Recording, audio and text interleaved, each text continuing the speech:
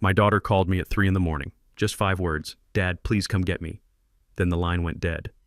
When I arrived at her in-law's estate, her mother-in-law blocked the door and sneered she is not leaving.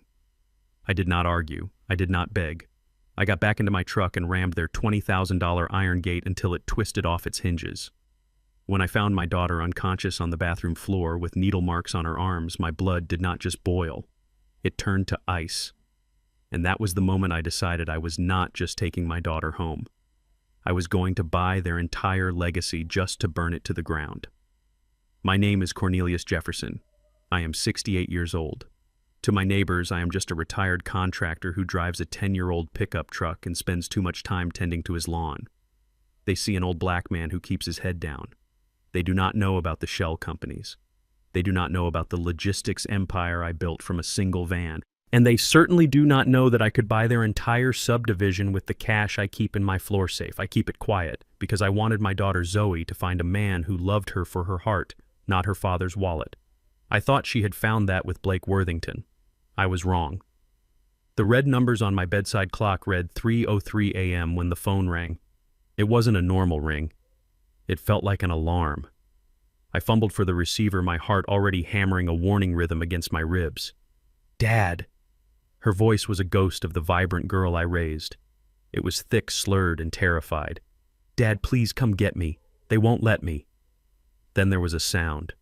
The distinct, sickening thud of a phone being slapped out of a hand, a man's voice in the background, muffled but angry. Then silence. I did not say hello.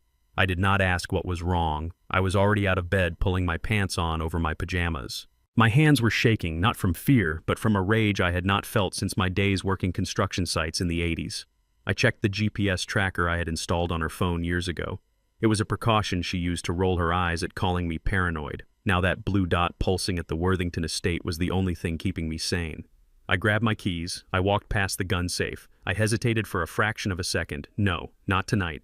If I took a weapon, I would use it, and then I would be no good to Zoe from a prison cell.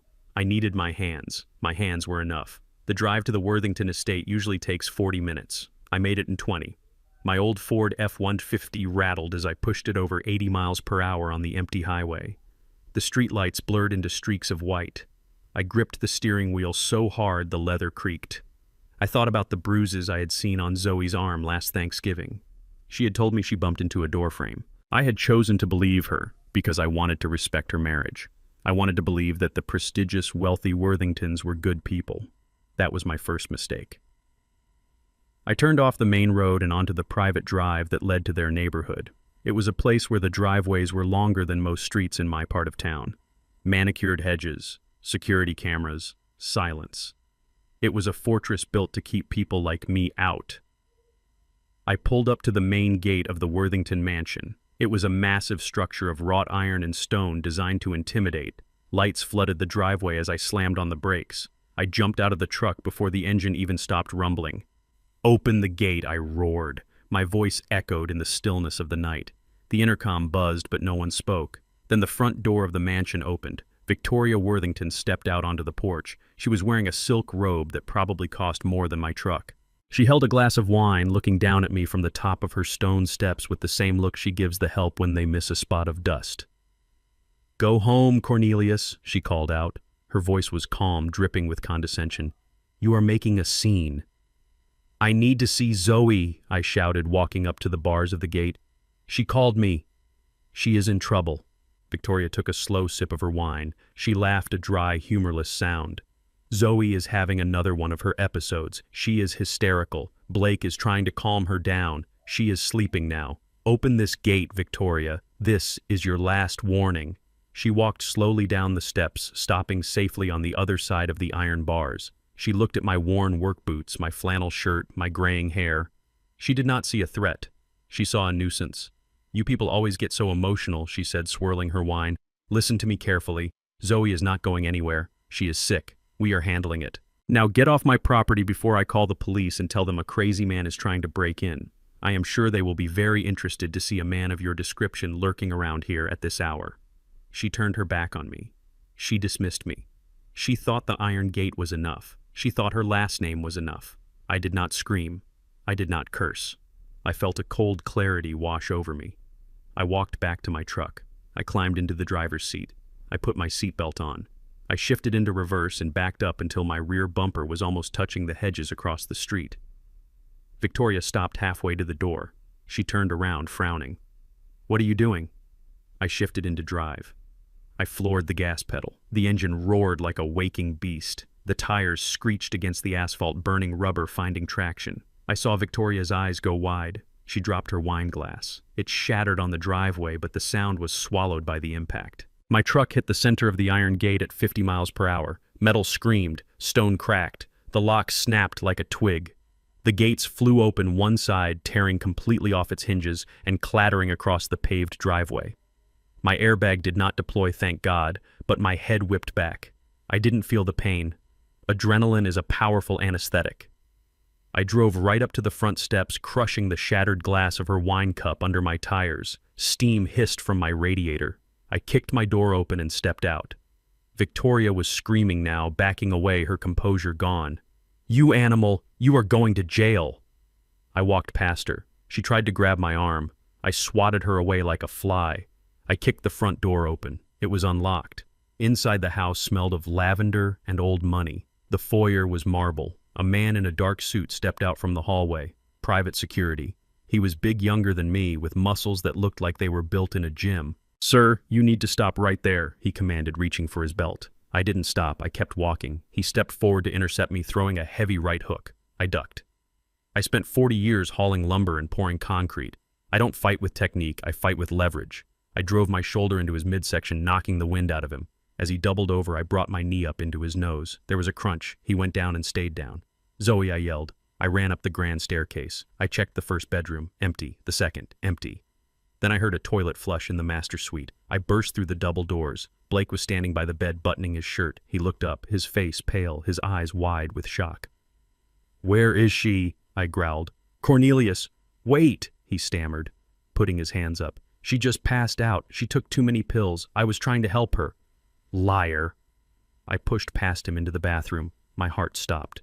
Zoe was lying on the cold tile floor. She was curled into a ball, wearing one of Blake's t-shirts. Her skin was gray. Her breathing was shallow, jagged like a rattle in her chest.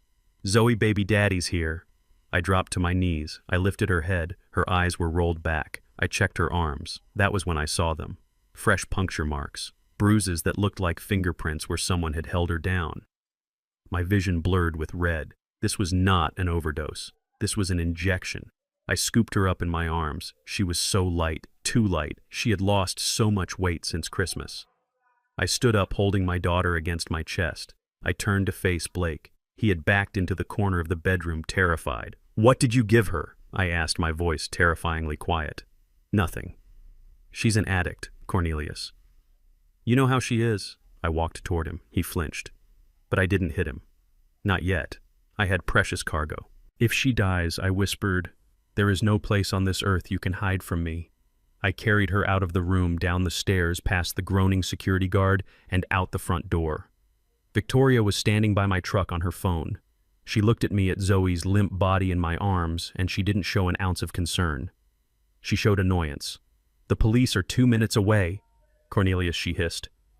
"You have destroyed my gate. You have assaulted my staff. You are never going to see the light of day again." I gently placed Zoe in the passenger seat of my truck and buckled her in. I checked her pulse one more time. It was weak, but it was there.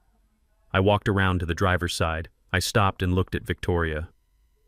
"You think you are untouchable," I said. "You think because you live behind a gate and I drive a truck, you have the power." I opened my door.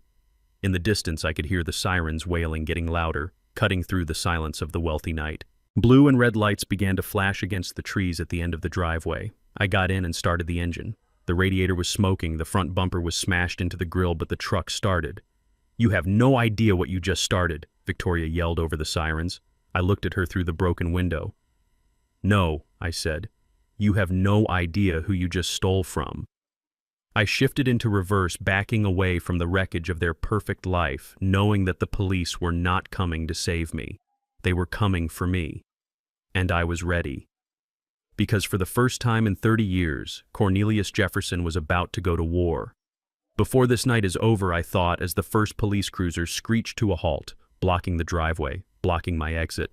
Everyone is going to know the truth. But first I had to survive the next 10 minutes. The officers poured out of their cars, guns drawn. They didn't see a father saving his daughter. They saw a black man in a battered truck at a wealthy white estate. "Get out of the vehicle, put your hands where I can see them." I looked at Zoe. She let out a soft moan. "Hold on, baby," I whispered. I turned off the engine. I put my hands out the window. But I did not take my eyes off Victoria Worthington, who was standing there with a triumphant smile on her face. She thought this was the end. She thought she had won. She was wrong. This was just the opening move, and I had resources she couldn't even imagine waiting for my call. As the officers grabbed me and threw me against the hot metal of my truck hood, I didn't feel fear. I felt focus. I knew exactly who to call. I knew exactly which lever to pull. The handcuffs clicked tight around my wrists. The metal was cold, biting into my skin. "You are under arrest for home invasion, assault, and destruction of property," an officer barked in my ear. I didn't resist. I let them shove me into the back of the cruiser. I watched through the wire mesh as paramedics finally approached my truck to look at Zoe. Victoria walked over to the police sergeant, pointing at me, talking fast, spinning her web of lies. I sat back against the hard plastic seat and closed my eyes. Okay, I thought, you want to play the game of power? You want to play the game of who do you know? I took a deep breath. Let's play. The back of the police cruiser smelled of stale vomit and hard plastic. My wrists burned against the metal cuffs, but I sat upright. I refused to slump. I refused to look like the criminal they had already decided I was. Through the wire mesh, I watched the paramedics load Zoe into the ambulance. She looked so small on the stretcher. A flash of red and blue light illuminated her pale face, and for a second I thought she was dead. My heart hammered a frantic rhythm against my ribs until I saw her chest rise. She was breathing. That was all that mattered. The drive to the precinct was fast and silent. The officers in the front seat didn't speak to me. They didn't ask for my side of the story. To them, the narrative was written in stone the moment they arrived at the Worthington estate.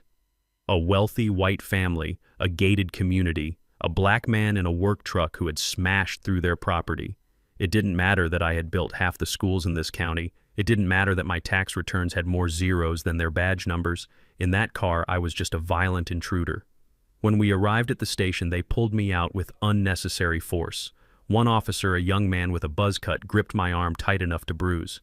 "Watch your head," he said, shoving me down into the booking room chair. He wasn't being helpful. He was establishing dominance. I didn't resist. I didn't give them the satisfaction of a struggle. I gave them my name. I gave them my address. When they asked for my occupation, I said retired. The sergeant behind the desk scoffed. Retired from what? Breaking and entering? I looked him in the eye. He was a man who had likely spent his whole life feeling small, and now he had a badge and a gun and a chance to feel big. "Retired from building the precinct you are sitting in?" I said calmly. He stopped typing. He looked at me, really looked at me for the first time. Then he sneered and went back to his computer, put him in holding. They took my belt. They took my shoelaces. They took my dignity piece by piece and locked it away in a plastic bag. Then they shoved me into a cell that smelled of urine and despair.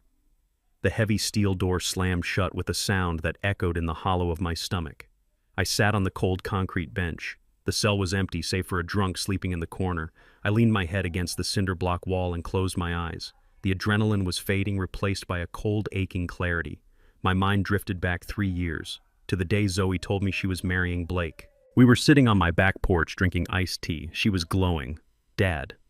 He is different," she had said. "He comes from a good family. They are important people." I had tried to warn her. I told her that important people often think they are above the rules. I told her that money doesn't make a man good, it just makes him loud. But she was in love. She saw a prince. I saw a man who never looked me in the eye when he shook my hand. A man who made small jokes about my truck, about my neighborhood jokes that were wrapped in a smile but cut like a razor. I remembered the Thanksgiving dinner last year. Blake had snapped at Zoe for spilling gravy on the tablecloth. It was a small thing.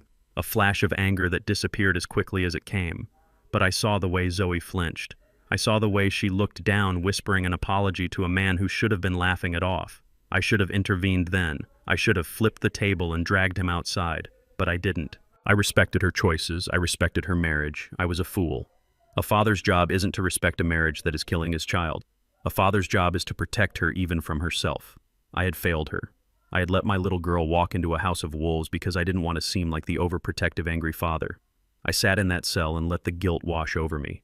It was heavier than the concrete walls. Hours passed. The drunk in the corner woke up vomited and went back to sleep. Morning light began to creep through the high barred window. I waited for the arraignment. I waited for the chance to post bail. I had the cash. I could buy my freedom 10 times over. But no one came. Around noon, the door buzzed open. A guard called my name, Jefferson, lawyer. They led me to a small consultation room. Samuel Diggs was waiting for me. Samuel has been my attorney for 20 years. He is the only person on earth besides me who knows the full extent of my assets. He stood when I entered, his face a mask of controlled professional rage. He didn't offer a handshake. He pointed to the chair. "Sit down, Cornelius." I sat. "Where is the bail bondsman?" I asked. "There is no bail." Samuel said, his voice tight. "The judge denied it." "Denied it. On what grounds? I have no prior record. I am a homeowner." "On the grounds that Conrad Worthington played golf with the judge last Sunday," Samuel said, opening his briefcase. "They are charging you with aggravated assault with a deadly weapon. They are claiming the truck was the weapon. They say you tried to run Victoria over. Conrad is pushing for attempted murder." I laughed. It was a dry, harsh sound. Of course he is. He wants to bury me under a mountain of legal fees and prison time so I can't look for Zoe. "Where is she?" I asked. "She is in a private facility," Samuel said. "St. Jude's Behavioral Health. It is a high-security rehab center in the mountains. Conrad got an emergency medical guardianship order signed this morning. He claims Zoe is a danger to herself and others due to drug psychosis. They have her on a 72-hour hold, Cornelius. No visitors, no phone calls." My hands clenched into fists on the metal table. They locked her away. They drugged her, beat her, and now they locked her away to hide the evidence. "This isn't a legal battle, Samuel," I said quietly. "This is a siege." "Conrad thinks he has won," Samuel said. "He thinks you are just a blue-collar guy with a temper. He doesn't know about the holdings. He doesn't know about the liquid capital. He is going to learn," I said. I leaned forward. "Samuel, do you have the red binder?" Samuel nodded. He knew what I was asking. The red binder contained the protocols for the Black Fund. It was a war chest I had started building the day Zoe was born. Money that didn't exist on public records. Money that could move mountains, or destroy them. "Activate it," I said. Samuel paused. "Cornelius, if we do this, we are declaring total war. We will be burning cash at a rate that would make a bank nervous. We are talking about hostile takeovers. We are talking about buying debt. I don't care I cut him off. I want you to buy everything. Find out who holds the mortgage on the Worthington estate. Buy it. Find out who holds the notes on Blake's car, on Victoria's credit cards, on Conrad's country club membership. Buy it all." I looked Samuel in the eye. "They took my daughter. They took my freedom. I am going to take their world. I want to own the air they breathe. By the time I get out of this cell, I want to be their landlord, their banker, and their worst nightmare." Samuel closed his briefcase. The click of the latch sounded like a gunshot. "I will make the calls," he said. He stood up and knocked on the door for the guard. Before he left, he looked back at me. "Conrad Worthington spent 40 years building a reputation," Samuel said. "It is going to take us about 40 minutes to buy it." I leaned back in my chair. For the first time since the phone rang at 3:00 a.m., I felt a sense of calm. It was the calm of a man who knows he has the biggest gun in the room and he just took the safety off. They wanted to use the system against me. They wanted to use their power to crush the little guy. They were about to find out that the little guy owned the bank that built their pedestal. "Get me out of here, Samuel," I said. "I have a daughter to save." The sun outside the precinct was blinding. It felt like an insult. I walked out of the heavy steel doors, my shoelaces back in my boots, my wallet back in my pocket, but I did not feel free. Samuel was waiting for me by his black sedan. He did not smile. He held out a piece of paper. It was a temporary restraining order. Conrad Worthington had been busy while I sat in a cell. The order was comprehensive. I was to stay 500 yards away from Zoe, Worthington, Blake Worthington, and their residence. I was forbidden from contacting them by phone, email, or third party. If I violated it, I would go straight back to jail and there would be no bail this time. I crumpled the paper in my fist. They were using the law as a shield to hide their crime. "Where is she, Samuel?" I asked. "St. Jude's," he replied. "But Cornelius, You cannot go there. The order covers her location. If you step foot on that property, Conrad will have you arrested before you reach the front desk. I got into my truck. The front bumper was mangled, a metal scar from the night before. I drove. I did not go to St. Jude's. I knew Samuel was right. If I went there now, I would be playing their game, and they made the rules. I needed to change the game.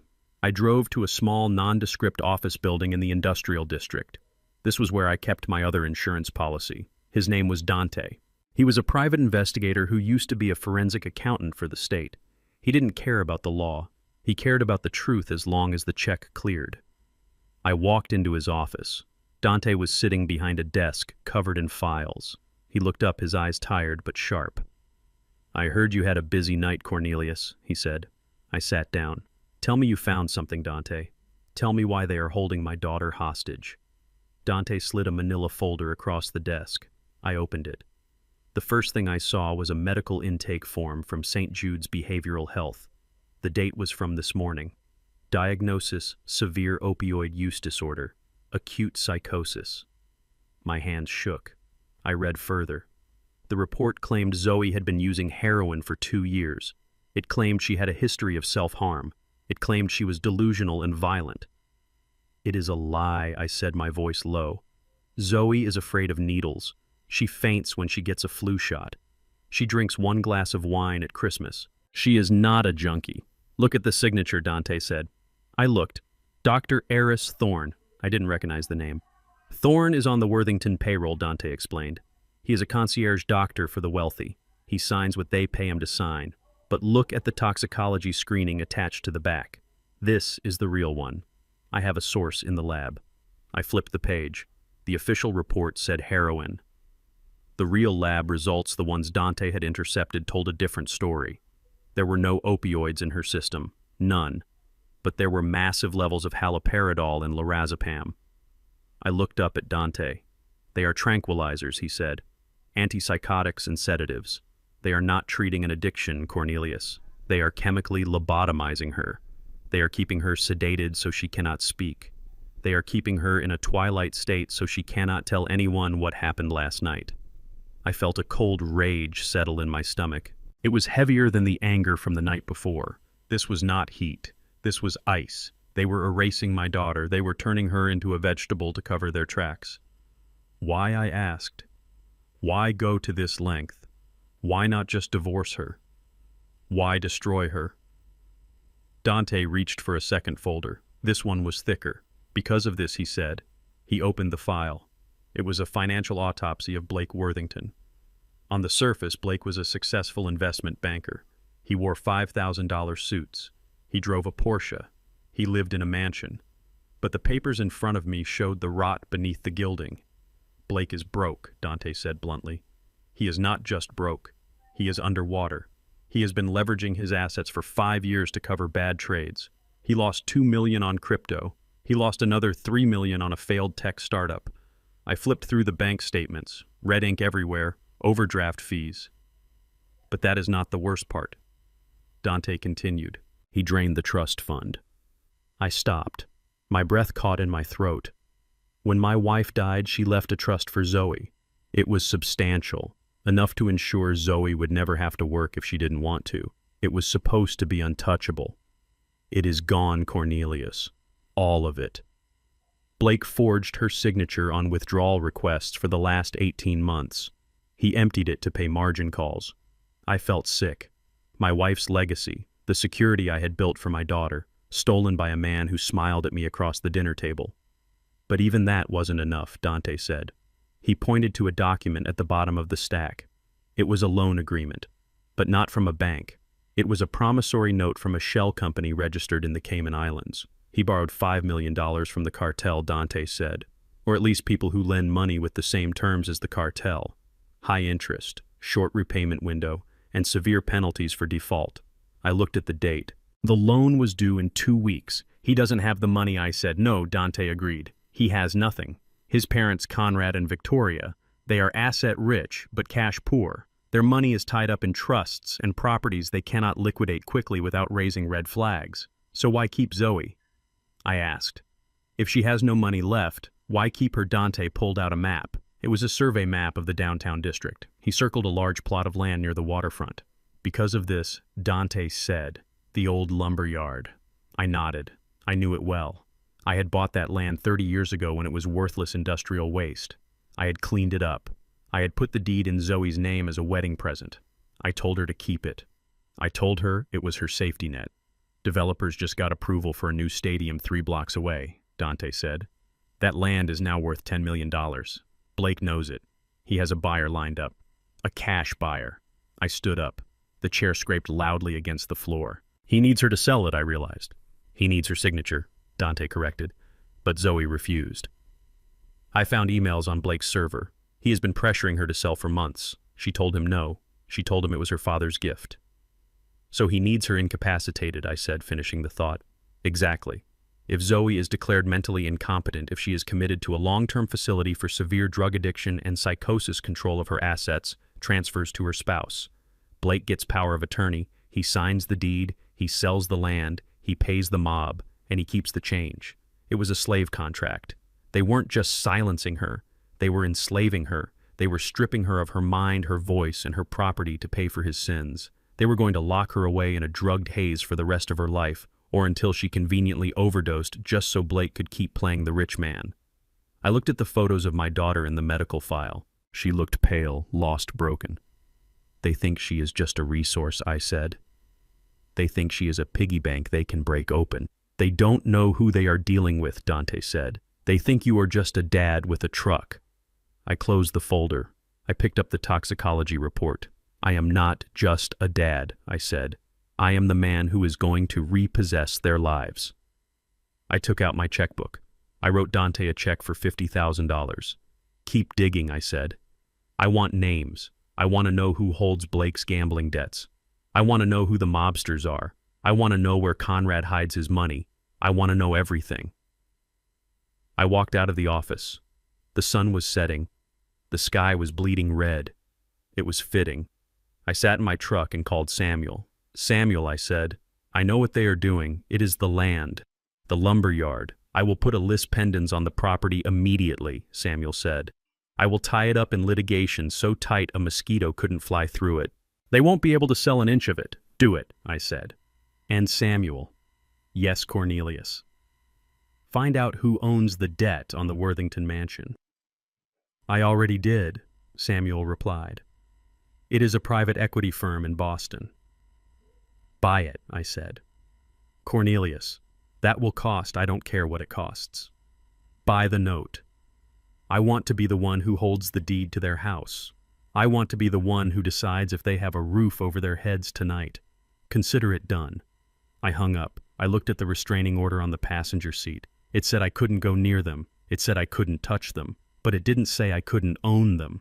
They wanted to trap my daughter in a cage of lies and drugs. I was going to build a cage of debt and legal ruin around them, and I was going to weld the door shut.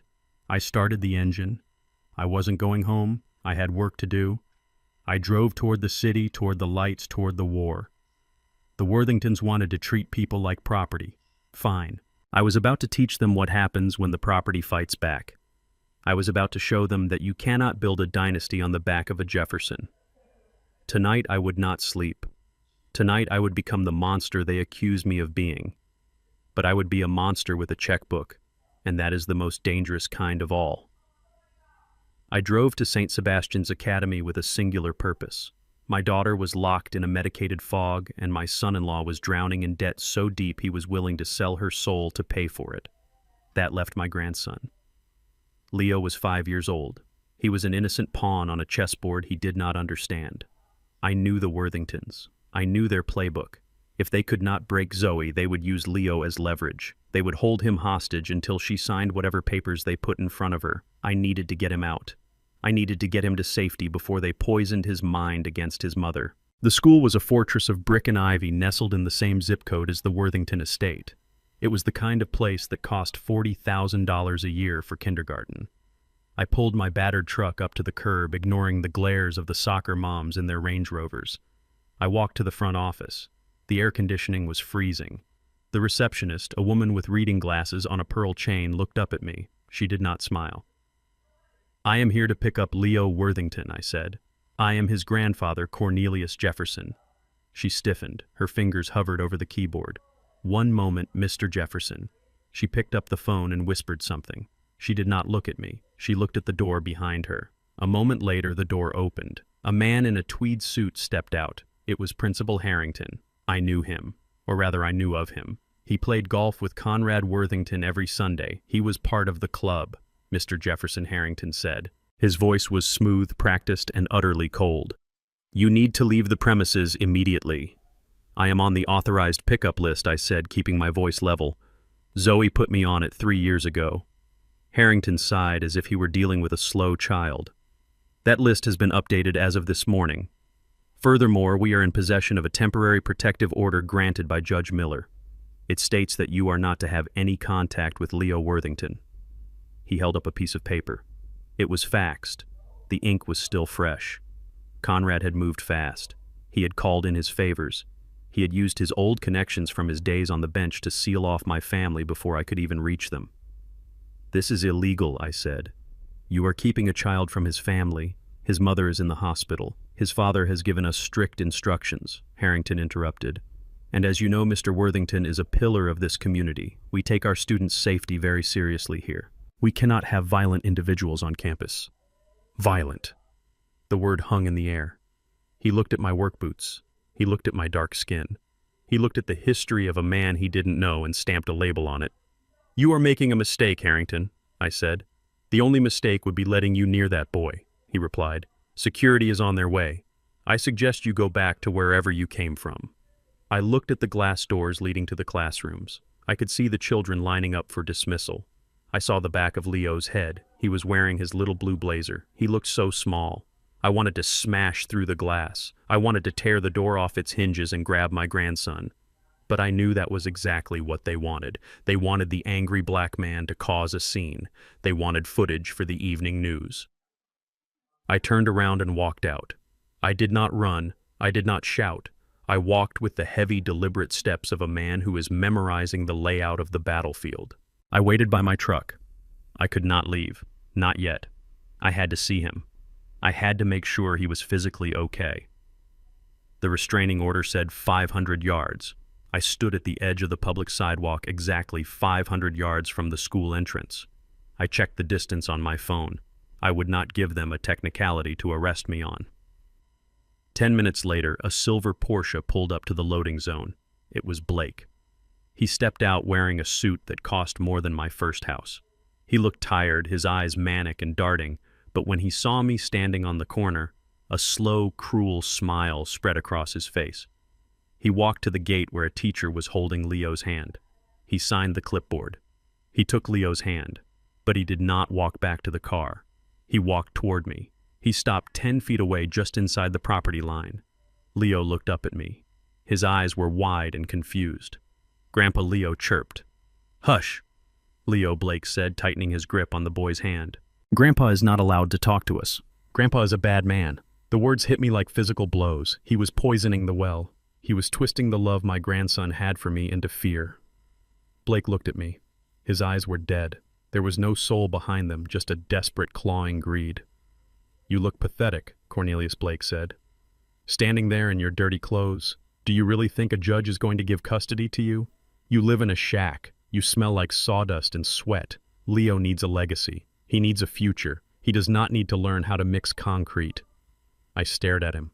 My hands clenched into fists at my sides. The urge to cross that line, to close the distance and shatter his jaw was a physical ache in my bones. I could do it. I could end him in seconds. I had spent 40 years lifting steel beams. He had spent 40 years lifting martini glasses. But I saw the phone in his other hand. The camera lens was peeking out of his pocket. He was recording. He was baiting me. He wanted me to strike him in front of his son. He wanted to prove to the court that I was the monster they claimed I was. I took a deep breath. I let the rage flow through me, and then I pushed it down into the cold, dark place where I kept my business decisions. "You are right, Blake," I said. My voice was calm. It terrified him. I saw his smile flicker. "You are absolutely right. I am just a worker." "Go home," Cornelius Blake sneered. "Go back to your side of town. Leo is a Worthington. He belongs with his own kind." He turned and dragged Leo toward the Porsche.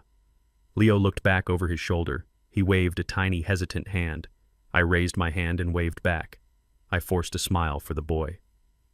"I love you, Leo," I whispered. Blake shoved the boy into the car and slammed the door. He peeled away from the curb, the engine roaring, leaving me standing in the exhaust fumes. I stood there for a long time. The sun beat down on my neck. The humiliation burned on my skin. They thought they had won. They thought that because they held the keys to the gate, they held the power. They thought money was the only language that mattered. Fine. If they wanted to speak the language of money, I would become fluent. I got into my truck. I did not turn the key. I pulled out my secure phone. This was not the phone I used to call Zoe. This was the phone I used to call the people who managed the wealth I had hidden from the world. I dialed a number that went directly to a private office in Manhattan. It was the personal line of Arthur Sterling, the CEO of Sterling and Finch Private Bank. I wasn't just a client. I was the majority shareholder. I had bailed the bank out during the 2008 crash with liquid capital when everyone else was insolvent. They answered to me. Cornelius Arthur answered on the first ring. "It is rare to hear from you during trading hours. Is everything all right?" "No, Arthur," I said. "I want you to open the ledger on the Worthington Group." There was a pause, the sound of typing. "Conrad Worthington?" Arthur asked. "Cornelius, that portfolio is toxic. We have been advising against acquiring their debt for years. They are over-leveraged. Their real estate holdings are underwater. They are surviving on lines of credit and reputation. I know I said, I want you to buy it. Buy what Arthur asked. All of it, I said. Every commercial loan, every personal line of credit. I want you to buy the mortgage on their estate in Hillcrest. I want you to buy the note on Blake Worthington's car. I want you to buy the debt on Conrad's vacation home in the Hamptons. If they owe a dime to anyone in this country, I want to be the one collecting it." Cornelius Arthur said, his voice dropping to a whisper. "We are talking about tens of millions of dollars in bad debt. You will be taking a massive loss. This is not a sound investment." "It is not an investment, Arthur," I said. "It is an eviction notice." I looked at the spot where Blake's car had been. "I want a hostile takeover of their entire existence," I said. "I want to own the roof over their heads. I want to own the cars they drive. I want to own the shirts on their backs. Call in the notes, Arthur. All of them, immediately. But, sir, the default clauses, trigger them," I commanded. "They have missed payments. I know they have. Use the acceleration clause. Demand full repayment within 24 hours. Arthur was silent for a moment. Then he spoke, his voice professional, cold, efficient. "It will be done. We will acquire the debt packages by close of business today. The demand letters will be couriered to the Worthington estate tomorrow morning." "Good," I said. "And, Arthur." "Yes, Cornelius, freeze their access to any new credit. Flag them as high risk. I want them to walk into a grocery store and have their cards declined. I want them to feel what it is like to have nothing." "Understood." I hung up the phone. My hands were no longer shaking. The rage was gone, replaced by the cold, mechanical hum of a plan in motion. Blake had told me to go back to my side of town. He didn't realize that my side of town owned his side of town. He didn't realize that the dirt under my fingernails was worth more than his entire bloodline. I started the truck. The engine rumbled a deep, angry sound. "Enjoy your night in the mansion." "Blake," I said to the empty air, "it is the last one you will ever have." I put the truck in gear. I wasn't going home to cry. I was going to prepare. Tomorrow the repo men were coming, and I was going to be leading the parade. The grand ballroom of the Ritz-Carlton was a sea of black ties and designer gowns. It smelled of expensive perfume and desperation. The Worthingtons were hosting their annual charity gala, an event they titled the Foundation for Family Recovery. It was a masterclass in hypocrisy. Ostensibly, they were raising money for addiction treatment centers. In reality, they were laundering their reputation. They needed to show the world they were still the golden family of the city, even as the walls of debt were closing in around them. I stood in the shadows of the velvet curtains near the entrance. I was not wearing my work boots tonight. I was wearing a bespoke tuxedo cut from Italian wool, a garment that cost more than Blake's first car.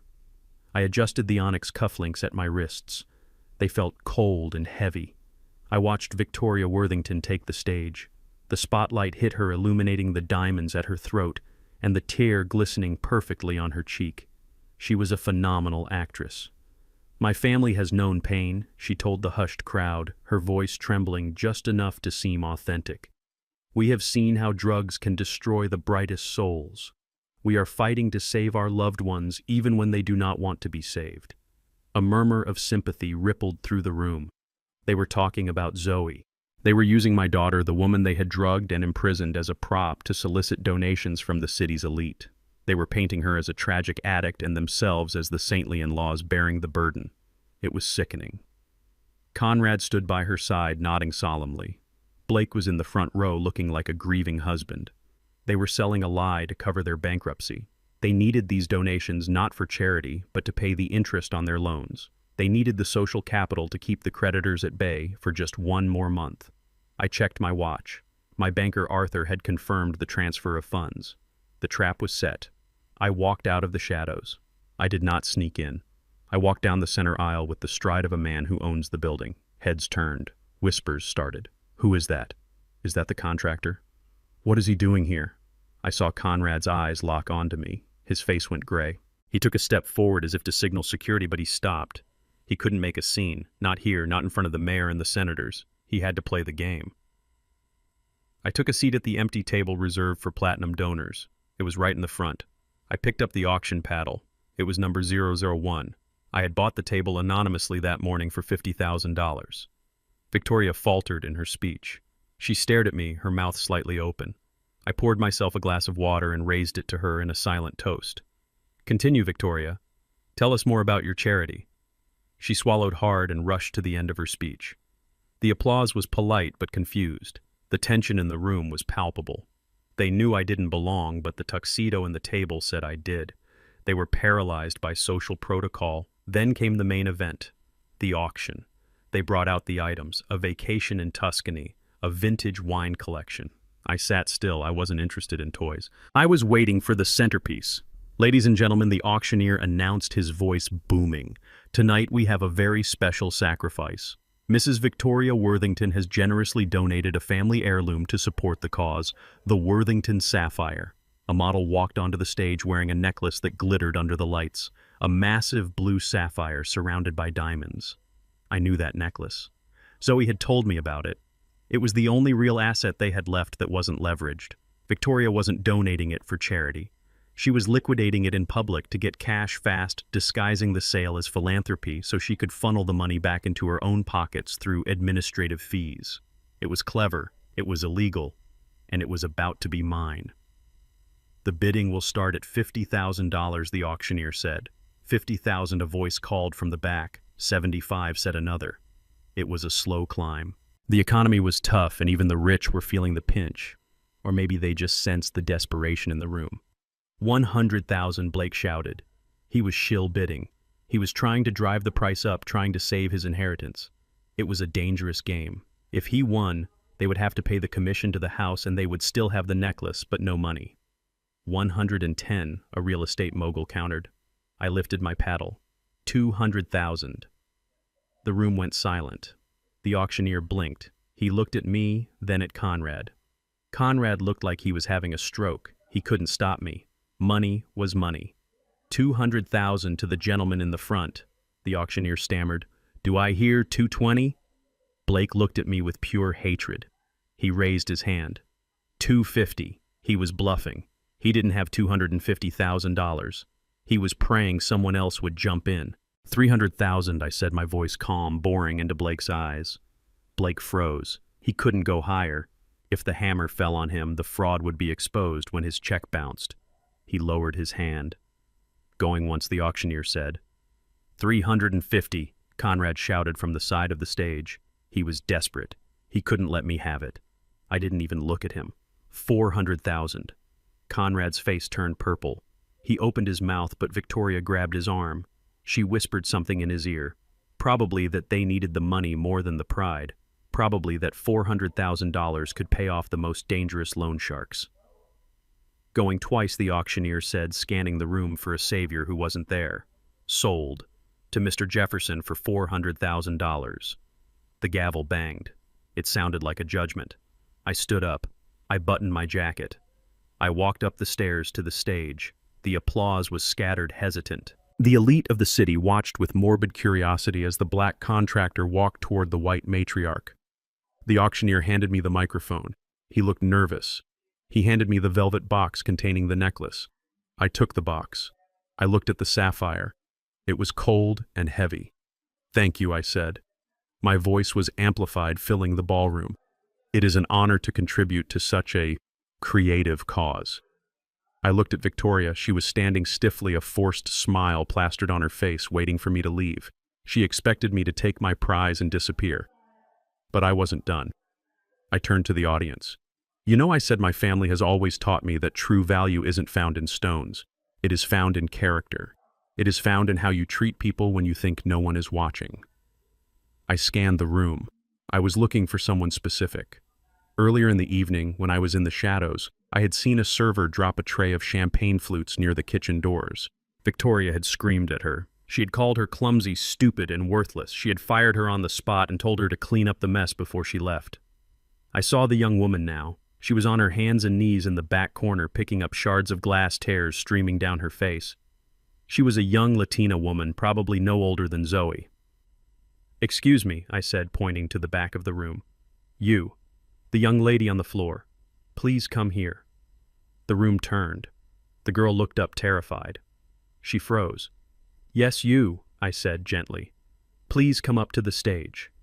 She hesitated. Her manager nudged her. She stood up, brushing glass dust from her black uniform apron. She walked down the aisle, head down, terrified she was in trouble. When she reached the stage, she was trembling. "What is your name?" I asked. "Maria, sir," she whispered. "Maria," I said loud enough for the back row to hear. "Earlier tonight, I saw Mrs. Worthington speak to you. I heard what she said. She told you that you were worthless. She told you that you were nothing." Victoria gasped. "How dare you?" she hissed, stepping forward. I ignored her. I looked at Maria. "She was wrong, Maria. The work you do to support your family is worth more than every person sitting at these tables. You have dignity. You have grace." I opened the velvet box. I took out the sapphire necklace. "I bought this necklace for $400,000, I said. "It was the pride of the Worthington family. They believe it makes them royalty." I turned to Maria. "I want you to have it." A collective gasp sucked the air out of the room. Someone dropped a glass. Sir Maria stammered. "I cannot." "Yes, you can," I said. I fastened the heavy clasp around her neck. The diamonds sparkled against her simple black uniform. "It is yours," I said. "Sell it, pay for school, buy a house, start a business. Do whatever you want with it, but never let anyone tell you that you are worth less than them." I turned to Victoria. Her face was a mask of absolute horror. She was watching her family legacy, her financial lifeline, hanging around the neck of the girl she had fired. "You wanted to sell your heritage to save your skin, Victoria," I said off the microphone, but loud enough for her to hear. "Now you can watch it walk out the door." I looked at Maria. "Go," I said. "Run. Do not look back." Maria looked at me, tears welling in her eyes again, but this time they were different. "Thank you," she mouthed. Then she turned and ran down the stairs, clutching the necklace, running toward the exit, running toward a new life. I dropped the microphone. It hit the floor with a deafening thud. I walked past Conrad. He was clutching his chest. I walked past Blake. He was staring at the floor, defeated. I walked down the aisle through the silent crowd. No one stopped me. No one said a word. They parted like the Red Sea. I walked out into the cool night air. I had just spent $400,000 to make a point. It was a lot of money. But seeing the look on Victoria Worthington's face when she realized she had been bested by the help that was priceless. And I still had the receipt. The gala was over. But the night was young. I got into my truck. Now I said to myself, let's go get my daughter. The gala was a victory, but it was a hollow one. I had humiliated Victoria Worthington, but I still did not have my daughter. The adrenaline from the auction faded as soon as I got back into my truck, leaving a cold, hard knot of fear in my stomach. Dante had sent the coordinates to my secure phone. St. Jude's Behavioral Health was not a hospital. It was a fortress of solitude buried deep in the Cascade foothills, miles away from cell towers and prying eyes. I drove through the night. The road turned from pavement to gravel, winding up into the dense pine forest. The facility appeared out of the darkness like a specter. It was a sprawling, brutalist structure of concrete and glass surrounded by a 12-foot fence topped with razor wire. They called it a retreat for the troubled wealthy. I looked at the perimeter lighting and the guard towers and I knew exactly what it was. It was a prison for inconveniences. It was where the elite stashed the wives who knew too much and the children who embarrassed them. I parked my truck a mile down the road in a logging turnout. I sat in the dark and watched the facility through my binoculars. I saw armed patrols. I saw electronic keypads. If I tried to ram this gate, I would be shot before I reached the front door. Conrad Worthington had learned his lesson. He had moved Zoe to a place designed to keep people like me out. But I'm a builder. I look at a building and I do not see a fortress. I see blueprints. I see permits. I see codes. And I knew for a fact that a facility this remote built this quickly had cut corners. You cannot build a structure like that in this county without variances. You cannot operate a medical facility without rigorous inspections. And I knew that money often made inspectors look the other way. I picked up my phone. I did not call my lawyer. I called Sheriff Miller.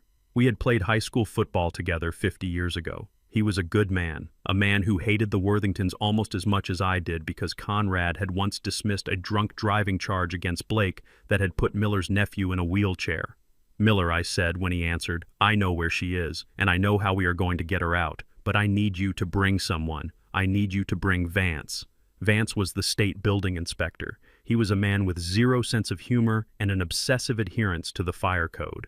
He was the most boring man I knew, and right now he was my deadliest weapon. I met them at the trailhead at dawn. Miller was in his uniform, his face set in grim lines. Vance was holding a clipboard, looking annoyed at being awake so early. "This place has been operating under a provisional license for 3 years, I told Vance, pointing at the facility. They claimed agricultural zoning to bypass the commercial fire codes. They have 20 patients locked in rooms with magnetic locks, and I would bet my life the sprinkler system is not hooked up to the main water line because the main line does not run this far up the mountain." Vance's eyes lit up. To him, a code violation was a personal insult. "If that is true," Vance said, "I have the authority to shut them down immediately." "Immediate evacuation order." "Let us go find out," I said. We drove up to the main gate in the sheriff's cruiser. The guard stepped out his hand on his holster. He saw the badge on the door and hesitated. "Open the gate," Miller commanded over the loudspeaker. "Official business." The guard tried to stall. "I need to call the director." "You open this gate or I arrest you for obstruction of justice," Miller barked. The gate opened. We drove up to the main entrance. The director met us at the door. He was a slimy man in a white coat named Dr. Thorne, the same man who had signed the fake intake forms. "Sheriff," he said with a greasy smile, "to what do we owe the pleasure? We have strict privacy protocols." I stepped out from behind Miller. Thorne's smile vanished. "This is not a social call," I said. "This is a safety inspection." Mr. Vance stepped forward. He did not smile. He did not shake hands. He walked past Thorne and pointed to the ceiling.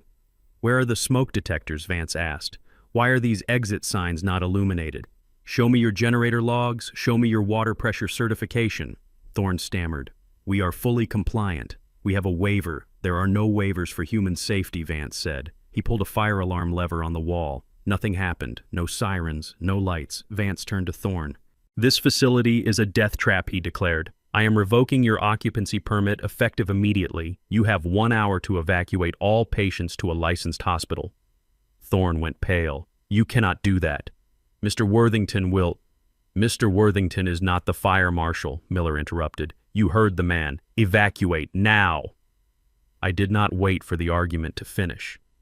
While Thorne was distracted by the bureaucracy of his own negligence, I slipped past the reception desk. I grabbed a key card from the counter. I knew the layout. Dante had found the schematics. The high security wing was in the basement. I ran down the stairs. The air got colder. The smell of antiseptic was overpowering. It covered up the smell of urine and fear. I walked down the hallway, checking the small windows and the heavy steel doors. Room 101, empty. Room 102, an old man rocking back and forth. Room 103, I looked inside. Zoe was there. She was strapped to a bed in the center of the room. Her wrists were bound with leather cuffs.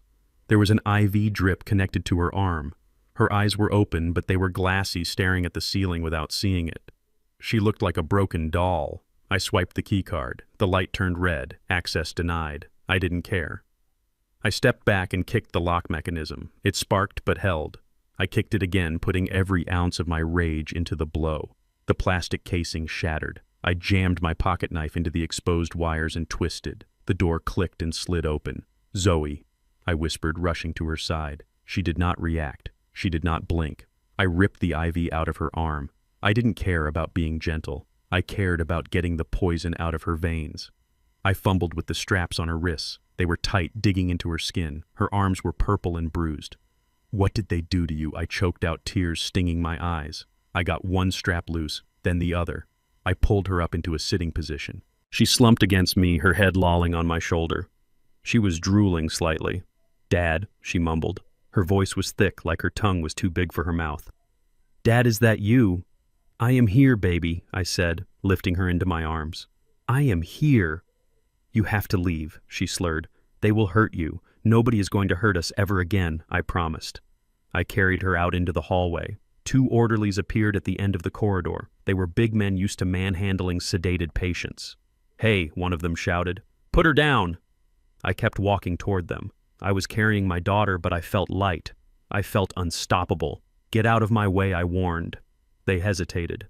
They saw the look in my eyes. They saw a father who had already destroyed a gate and bought a bank. They decided they did not get paid enough to die today. They stepped aside.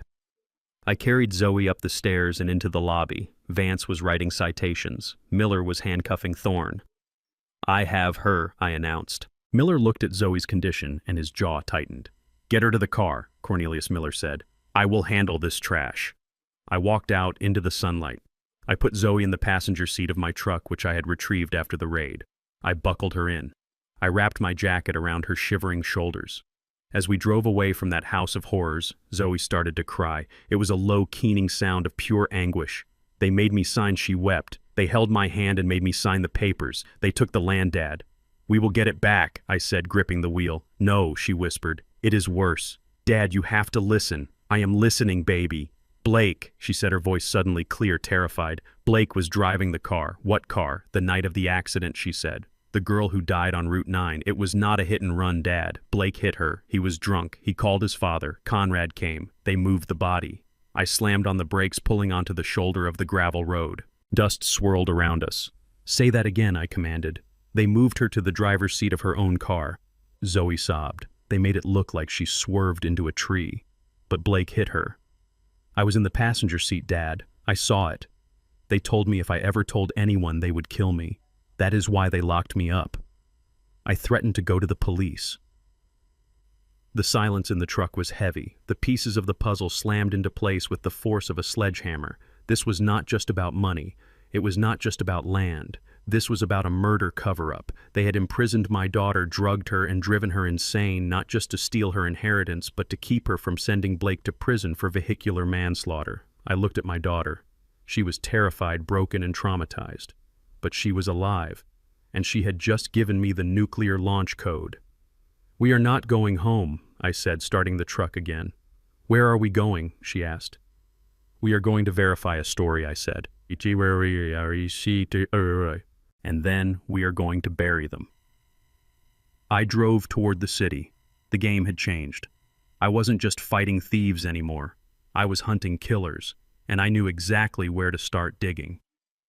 The gravel road crunched beneath the tires of my truck as I pulled back onto the main highway.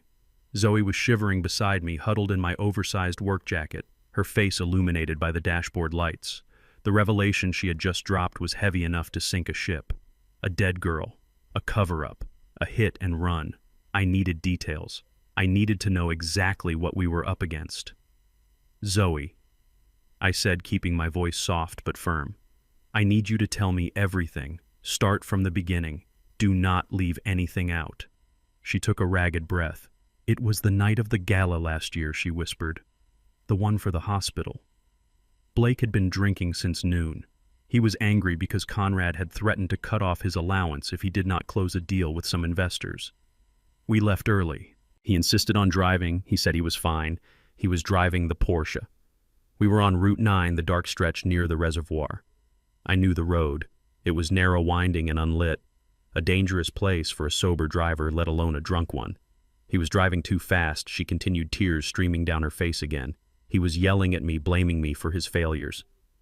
He took his eyes off the road to look at me. I screamed. There was a girl walking her bike on the shoulder. He hit her dad. He did not swerve. He did not brake. He hit her at 60 miles per hour. I gripped the steering wheel. My knuckles turned white. And then, he didn't stop, she said. He kept driving for a mile. Then he panicked. He pulled over into a logging road. He called Conrad. He did not call 911. He called his father. Conrad arrived 20 minutes later with the family lawyer and 2 men I did not know. They took my phone. They told me to sit in Conrad's car and not to look. But you looked, I said. I looked, she confirmed. They drove back to the scene. They found the girl. She was gone. They put her in the driver's seat of her own car, which was parked nearby. They staged it. They made it look like she had lost control and hit a tree. Then they took the Porsche to a private garage to be crushed. And they wanted you to take the fall, I asked, the bile rising in my throat. Months later, Zoe said, the investigation was not going away. There was a witness who saw a sports car. Conrad told me that if it came down to it, I had to say I was driving. He said Blake had a future. He said Blake was a Worthington, and I was just nobody. He said a jury would go easy on me. When I refused, when I told them I was going to the district attorney, that was when they staged the intervention. That was when they locked me up. They did not just want to steal her money, they wanted to steal her life to pay for Blake's sins. They were willing to lobotomize the mother of their grandchild to save their son from prison. It was a level of evil that I had not prepared for. I had prepared for greed. I had not prepared for this. We are not going to the police, I said. Not yet. Conrad owns the local precinct. If we walk in there now, we will never walk out. I drove to the city to a hotel that I owned through a holding company. It was not fancy, but it was secure. I took Zoe up the service elevator to the penthouse suite. I called a private doctor. I trusted a man who owed me his practice to come and examine her. I called Dante and told him to find the police report for the accident on Route 9. I wanted the name of the girl. I wanted to know who she was. Stay here, I told Zoe. Do not answer the door. Do not use the phone. I will be back. Where are you going? She asked, terrified. I am going home, I said. I need to draw their fire. I drove back to my house in the suburbs. It was a modest 2-story colonial on a quiet street. I had lived there for 30 years. It was the only home Zoe had ever known before she married into the Worthington nightmare. When I turned onto my street, I saw the circus. News vans were parked on my lawn. Satellite dishes were pointed at my front door. Reporters were swarming the sidewalk like vultures. And in the middle of it all, standing on a makeshift podium, was Conrad Worthington. He was wearing a suit that looked perfect for a funeral. He looked devastated. He was speaking into a cluster of microphones, his voice thick with fake emotion. We are pleading with Mr. Jefferson, Conrad said, wiping a non-existent tear from his eye. Please, Cornelius. We know you are angry. We know you have a history of violence, but Zoe needs medical attention. She is sick. She is a danger to herself. Please just bring her home.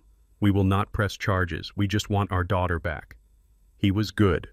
He was painting a masterpiece of lies. He was turning the narrative upside down. I wasn't the rescuer. I was the unhinged, violent father who had kidnapped his addict daughter from a treatment center. He was using every stereotype in the book. The angry black man, the benevolent white patriarch, the tragic daughter caught in the middle. I parked my truck down the block. I walked toward the crowd. A reporter saw me. There he is. Someone shouted. The cameras turned. The lights blinded me. Microphones were shoved in my face. Mr. Jefferson, is it true you assaulted the staff at St. Jude's? Mr. Jefferson, do you have a history of domestic violence? Mr. Jefferson, is your daughter on heroin? They didn't give me a chance to speak. They shouted questions that were really accusations. Conrad looked at me across the sea of cameras. He didn't look scared, he looked smug. He gave me a look that said, you cannot win this. I own the narrative. I pushed through the crowd. I didn't say a word. I didn't hit anyone, though. God knows I wanted to. I walked up my driveway, unlocked my front door, and stepped inside. I slammed the door on the noise. My house was quiet. It smelled of lemon polish and old paper. I walked to the living room window and peered through the blinds. Conrad was wrapping up his speech. He looked like a statesman. The reporters were eating it up. They were broadcasting his lies live to the entire state. My phone rang. It was Samuel. Cornelius, turn on the TV, Samuel said. Channel 4. I turned it on. The headline screamed across the bottom of the screen. Grandfather kidnaps, daughter assaults hospital staff. Manhunt underway. They issued a warrant, Samuel said. Assault with intent to commit a felony. Kidnapping. The judge signed it 10 minutes ago. They are coming for you, Cornelius. You need to leave. No, I said. If I run, I look guilty. If I run, they win. They are going to arrest you, Samuel warned. And this time, they won't be gentle. Conrad has pulled strings at the state level. These won't be local cops. These will be state troopers. Or worse. Let them come, I said. I hung up. I went to the kitchen and brewed a pot of tea. I sat in my favorite armchair in the living room. I waited. 20 minutes later, the siren started. Not one or two, a dozen. They screamed down the street, drowning out the reporters. I heard tires screeching. I heard car doors slamming. Then came the bullhorn. Cornelius Jefferson. This is the state police. Come out with your hands up. I took a sip of tea. I did not move. Seconds later, my front door exploded inward. They didn't even try the handle. A battering ram turned my oak door into splinters. Men in tactical gear swarmed into my living room. They had assault rifles. They had shields. They looked like they were invading a foreign country, not arresting a 68-year-old grandfather. Get on the ground. Do it now. I set my teacup down on the coaster. I slowly lowered myself to the carpet.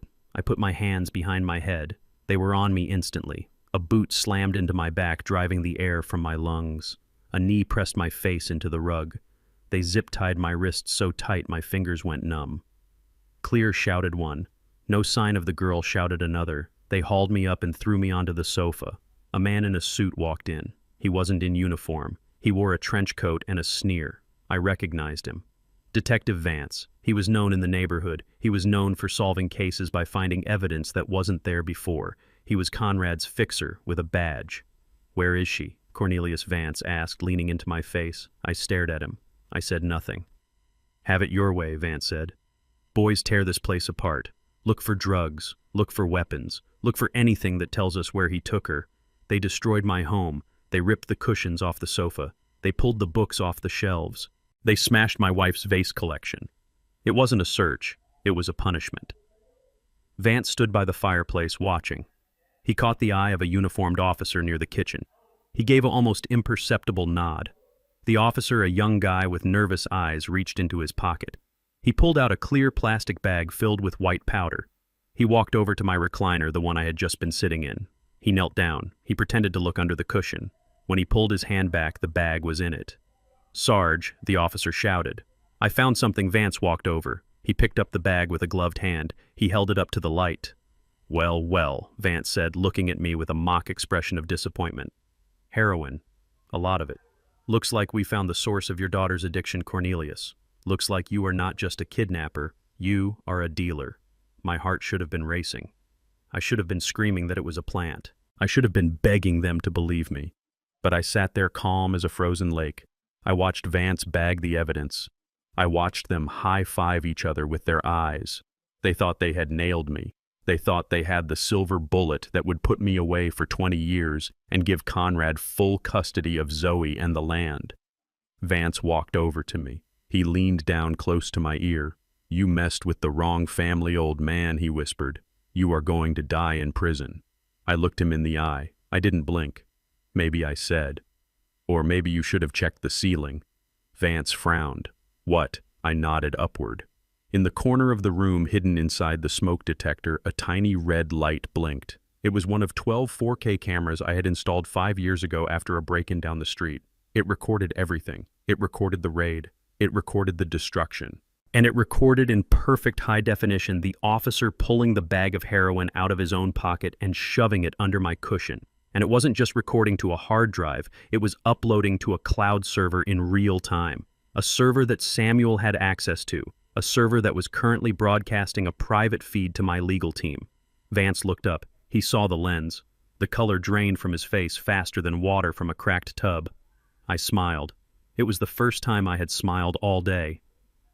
Smile, detective, I said. You are going to be a star. Vance lunged for the camera, tearing the smoke detector off the ceiling and smashing it on the floor. He stomped on it until it was plastic shards. Too late, I said. It is already in the cloud. Vance looked at me with pure, unadulterated hatred. He knew his career was over. He knew he was going to prison. But he also knew he had a gun and I was handcuffed. Get him out of here, Vance screamed, his voice cracking. Get him to the station! Now! They dragged me out of the house. The cameras outside flashed. The reporters shouted. Conrad was still there, shaking his head sadly as I was led away in chains. He looked at me with pity. He thought the drugs had been found. He thought the plan had worked. I looked at him as they shoved me into the back of the car. I didn't shout. I just nodded. Go ahead, Conrad, I thought. Enjoy your moment. Because tomorrow morning I am going to release that video. And tomorrow morning the whole world is going to see exactly what kind of people you really are. The car pulled away. I sat back in the seat. I was going to jail again. But this time I wasn't just an inmate. I was a man with a detonator, and the fuse was already burning. Samuel Diggs walked into the interrogation room 3 hours after I was arrested. He did not carry a briefcase. He carried a tablet. He placed it on the metal table between me and the smug precinct captain who had been trying to get me to sign a confession. Samuel didn't say a word. He just pressed play. The video on the screen was crisp. It was crystal clear 4K resolution. It showed my living room. It showed the officers tearing apart my sofa. And then in slow motion it showed Detective Vance reaching into his own pocket, pulling out a bag of white powder and tucking it under the cushion. The timestamp was undeniable. The angle was irrefutable. The captain's face drained of color. He looked like a man who had just swallowed a stone. "You have 5 minutes to process my client's release," Samuel said, his voice like grinding gears. "Or I will send this to every news station in the state. And Captain, I will also be filing a federal civil rights lawsuit against you personally before lunch." I was out in 10 minutes. They gave me back my belt. They gave me back my shoelaces. They didn't look me in the eye. Vance was nowhere to be seen. He was probably already clearing out his desk or calling a lawyer. I didn't go to the hospital. I went home. I needed to set the stage. I walked into my house. It was a disaster zone. Furniture overturned. Books ripped apart. The drywall punched in. It looked like a tornado had touched down in my living room. I didn't clean it up. I left it exactly as it was. I went to the kitchen. My kettle was one of the few things they hadn't smashed. I filled it with water. I put it on the stove. I waited for the whistle. I made a cup of Earl Grey tea. Then I sat in my favorite armchair, the one Vance had planted the drugs in. I took a sip. It was hot. It was grounding. I took out my phone. I logged into my social media account. I had never used it much, mostly just to keep up with industry news. Today I was going to use it to burn down a reputation. I uploaded the video. I didn't add music. I didn't add a filter. I just titled it "The Truth About the Worthington Raid." I hit post. Then I waited. It took 12 minutes. That is how fast the world moves now. The first 1,000 views came from the neighborhood. Then it jumped to 10,000, then 50,000. The comments rolled in like a tidal wave. They weren't talking about the angry black kidnapper anymore. They were talking about the dirty cop. They were talking about the plant. They were talking about corruption. Justice for Cornelius started trending statewide. I took another sip of tea. I watched the numbers climb. 100,000 views, 500,000. Outside, the noise began to change. The reporters were still there, camped on my lawn like vultures. But the tone of their chatter had shifted. They weren't shouting accusations anymore. They were shouting questions at the police cruisers that were trying to leave the scene. I stood up. I buttoned my flannel shirt. I brushed the dust off my jeans. It was time for the second act. I opened my front door. The flashes went off instantly. It was a wall of white light. I stepped out onto my porch. I didn't raise my hands. I didn't look down. I looked straight at the camera lens of the biggest news van. "Mr. Jefferson, is the video real? Did the police plant the drugs? Where is your daughter?" I held up a hand. The crowd quieted. They wanted a soundbite. They wanted rage. I gave them ice. "My name is Cornelius Jefferson," I said. My voice carried over the lawn without a microphone. "Earlier today I was arrested for kidnapping my own daughter. I was accused of being a drug dealer. You have all seen the video. You know that was a lie. But you do not know the biggest lie." I reached down and picked up a stack of documents Samuel had prepared for me. They were heavy, thick bond paper. "You have been told that the Worthingtons are the victims here," I continued. "You have been told that I am a brute attacking a noble family. But you have not been told who paid for that nobility." I held up the first document. It was a foreclosure notice from 3 years ago, quietly settled out of court. "The Worthington family is bankrupt," I stated. A gasp went through the press pool. The reporters started typing furiously on their phones. "They have zero liquid assets," I said. "Their businesses are shells. Their investments are gone." For the last 2 years, they have been living on loans they cannot pay and donations from the charity foundation they claim to run. I tossed the document into the crowd. A reporter scrambled to catch it. I held up the next document. It was a bank statement from the foundation. "This is the ledger for the Foundation for Family Recovery," I said. "You all donated to it last night. You thought you were helping addicts. You weren't. Look at the withdrawals, private jet charters, jewelry stores, payments on a Porsche, payments on a mortgage." I threw that document too. It fluttered in the wind like a dying bird. "They stole from the sick to pay for their suits," I said. "And when the money ran out, they tried to steal from me. They tried to steal my daughter. They tried to lock her away and drug her until she signed over the only thing she had left. A piece of land worth $10 million. I looked directly into the camera. "Conrad Worthington is not a philanthropist. He is a parasite, and he is broke." I turned and walked back into my house. I slammed the door. I didn't answer any more questions. I had given them enough blood for one day. I went back to my armchair. I finished my tea. The silence inside the house was heavy, but outside, the world was screaming. An hour later, the counterattack began. I expected it. Conrad Worthington was a cornered rat and rats bite. I turned on the television. Victoria Worthington was live on Channel 5. She was sitting in her parlor wearing a modest beige sweater, looking small and fragile. She held a handkerchief to her eyes. She was a master of optics. "He is a violent man," Victoria sobbed. She looked into the camera with wide, fearful eyes. "We tried to help him. We tried to help his daughter, but he has a hatred for us. He has a hatred for people like us." She paused, letting the implications sink in. She was playing the race card, but she was flipping the deck. She was painting me as the aggressor, the angry black man coming to destroy the civilized white family. "He destroyed our gate," she continued, her voice trembling. "He beat our security guard. And now he is spreading lies. These documents he shows you, they are forgeries. He is a criminal. He has connections to the underworld. We are terrified. We are prisoners in our own home." She wiped a tear. "We just want our grandson back," she whispered. "We just want to be safe." It was a good performance. It would have worked yesterday. But today the internet had seen a cop plant heroin in my sofa. Today the internet was looking at the bank statements I had released. I picked up my secure phone. I called Arthur at the bank. "Did you see the interview?" I asked. "I did," Arthur replied. "She is very convincing." "Is the paperwork ready?" I asked. "It is," Arthur said. "We own the debt. We own the mortgage. We own the lines of credit." "Send it," I said. "Send what, Cornelius?"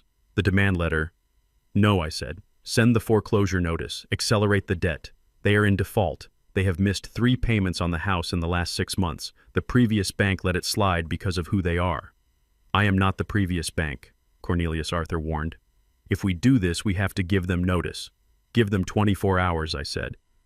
"Tell them they have 24 hours to pay the full balance of the mortgage, $4.5 million. Or we seize the property." "They don't have $4 million, Arthur said.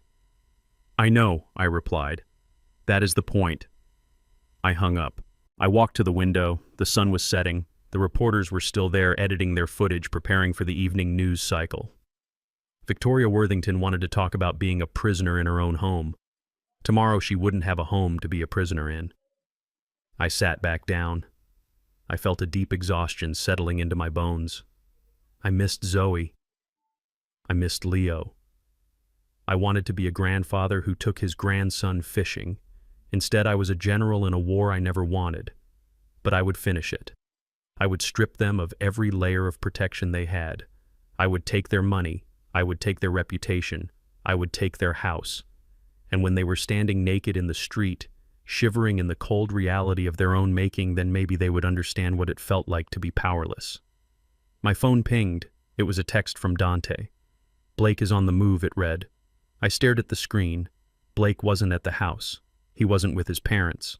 He was out there somewhere desperate and dangerous. "Where is he going?" I typed back. "Unknown." Dante replied. He turned off his location services, but he bought a gun an hour ago. I put the phone down. The game had shifted again. We had moved past money. We had moved past reputation. We were entering the final phase, violence.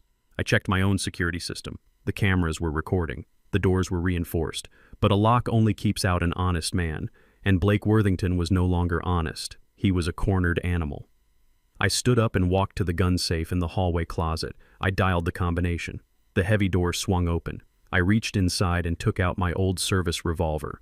It was heavy, cold steel. I hadn't held it in years. I checked the cylinder. It was loaded.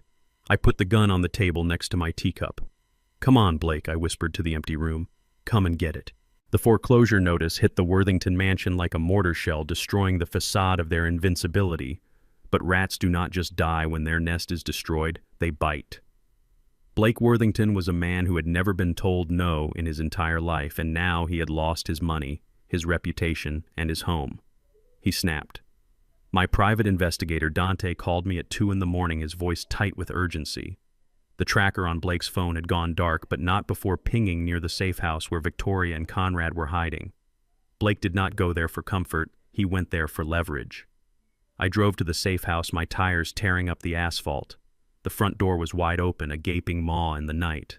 Inside, the scene was chaotic. Victoria was on the floor, clutching a cloth to a bleeding cut on her forehead, her perfectly coiffed hair in disarray. Conrad was shouting into a dead phone, his face purple with rage and fear. "He took him," Victoria sobbed, rocking back and forth. "He took Leo. He said he needed insurance." My heart stopped. He took his own son, a 5-year-old boy used as a bargaining chip by a father who had lost his mind. He was high, Victoria choked out. I could smell the chemical sweat on him. He was crashing Cornelius. He was shaking. He had a gun. He took the silver sedan, the one the bank had not seized yet because it was leased under a shell company. I did not offer Victoria comfort. I did not offer Conrad help.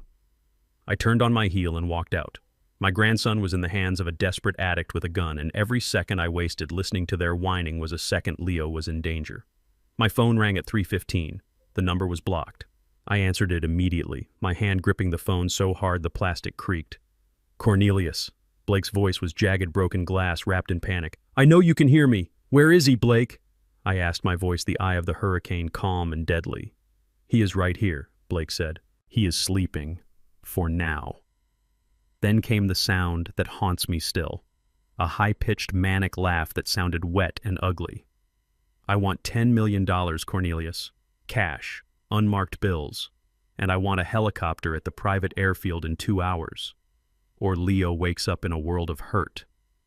"You are digging a hole you cannot climb out of," I said, trying to keep him talking, trying to get a fix on his location. "I am already in the hole," he screamed, his voice cracking. "You put me here. You destroyed my life. You took my house. You took my money.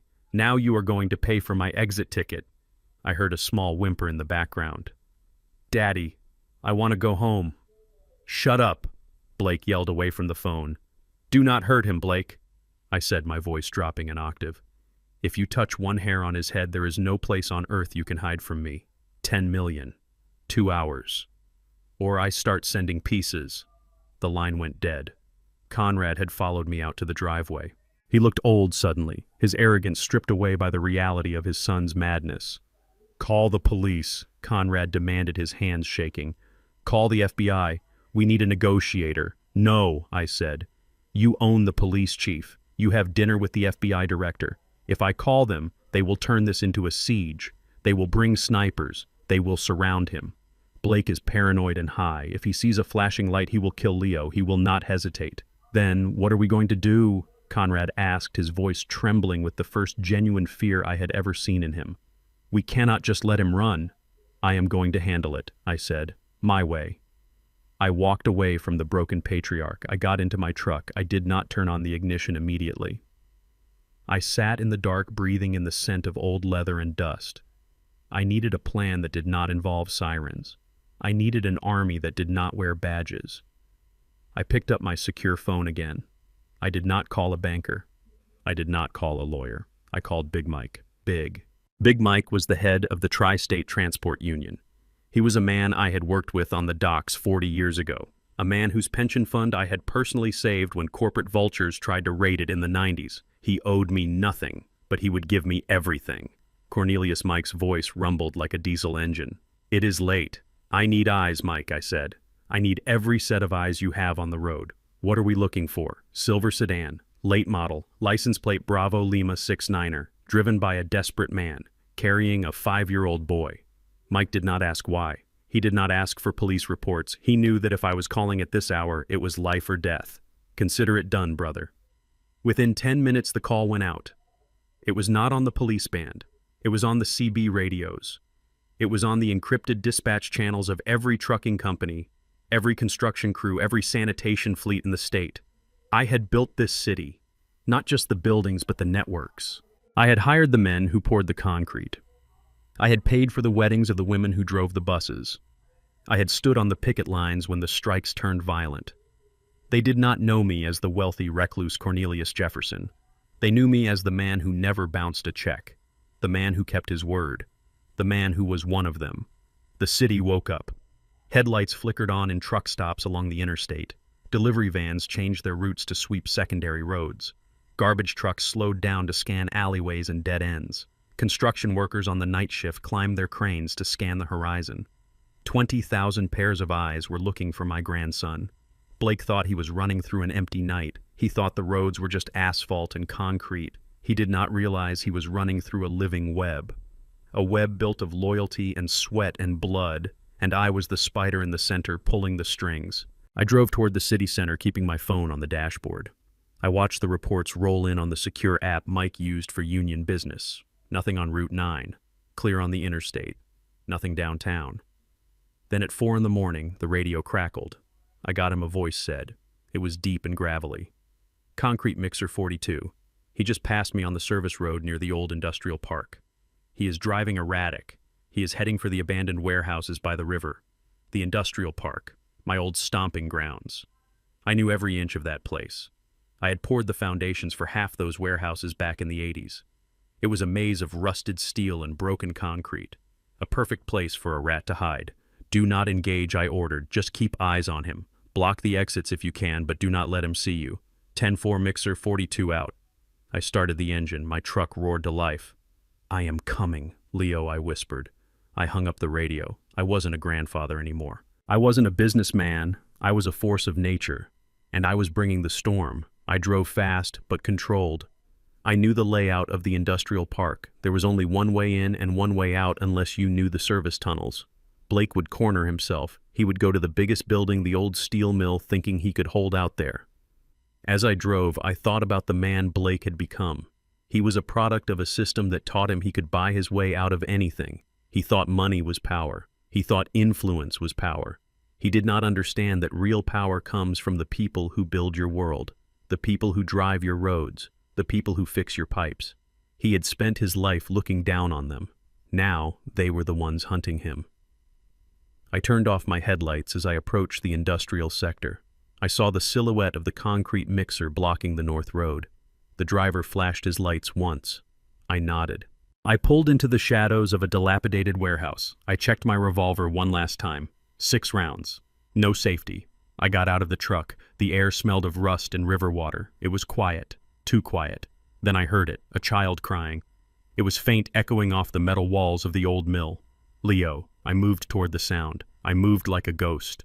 I had spent years walking on active construction sites, learning to move without disturbing the dust.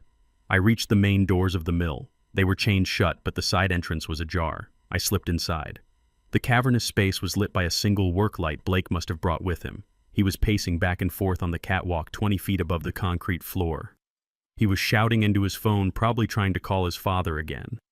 Leo was sitting on the floor of the catwalk, his knees pulled to his chest. He was shaking. I stepped into the light. Blake, I said, my voice echoing through the vast empty space. He spun around, raising the gun. He looked wild. His eyes were wide and bloodshot, his hair matted with sweat. "Stay back!" he screamed. "I will shoot him, Cornelius. I swear to God I will do it." I stopped. I raised my hands slowly. "It is over, Blake," I said calmly. "The police are not coming. Your father is not coming. It is just us." "Where is my money?" he demanded, his gun wavering between me and Leo. "Where is my helicopter?" "There is no money," I said. "There never was. You are broke, Blake. You have been broke for years." "Liar," he shrieked. "My father has millions." "Your father is leveraged to the hilt," I said, taking a slow step forward. "I own his debt. I own his house. I own this building we are standing in. There is nothing left, Blake. It is all gone." He staggered back as if I had hit him. The reality of his failure was finally piercing the drug-induced haze. "No," he whispered. "No. I am a Worthington. You are a criminal," I said. "You killed a girl. You drugged your wife. You kidnapped your son. That is your legacy now." He looked at Leo. Then he looked at me. His face crumpled. "Then I have nothing to lose," he said, raising the gun to his own head. "No," I shouted, taking another step. But he didn't pull the trigger. He laughed. A low, sobbing laugh. "You want him," he said, pointing the gun back at Leo. "Come and get him." He grabbed Leo by the collar of his shirt and dragged him to the edge of the catwalk. The railing was rusted and broken. It was a 20-foot drop to the concrete. I froze. "Let him go, Blake." "You come up here," he said. "You come up here and trade places. You want to be the hero. Be the hero." I looked at the rusted stairs. I looked at my grandson's terrified face. "Okay," I said. "I am coming up." I walked to the stairs. My knees ached. My heart hammered. But I climbed. I climbed toward the man who had destroyed my family, and I prayed that I had one good fight left in me, because only one of us was walking out of this mill alive, and it wasn't going to be him. The metal stairs groaned under my weight as I ascended toward the catwalk. Every step was a battle against gravity and 68 years of wear and tear on my knees, but I did not stop. I kept my eyes locked on Blake Worthington.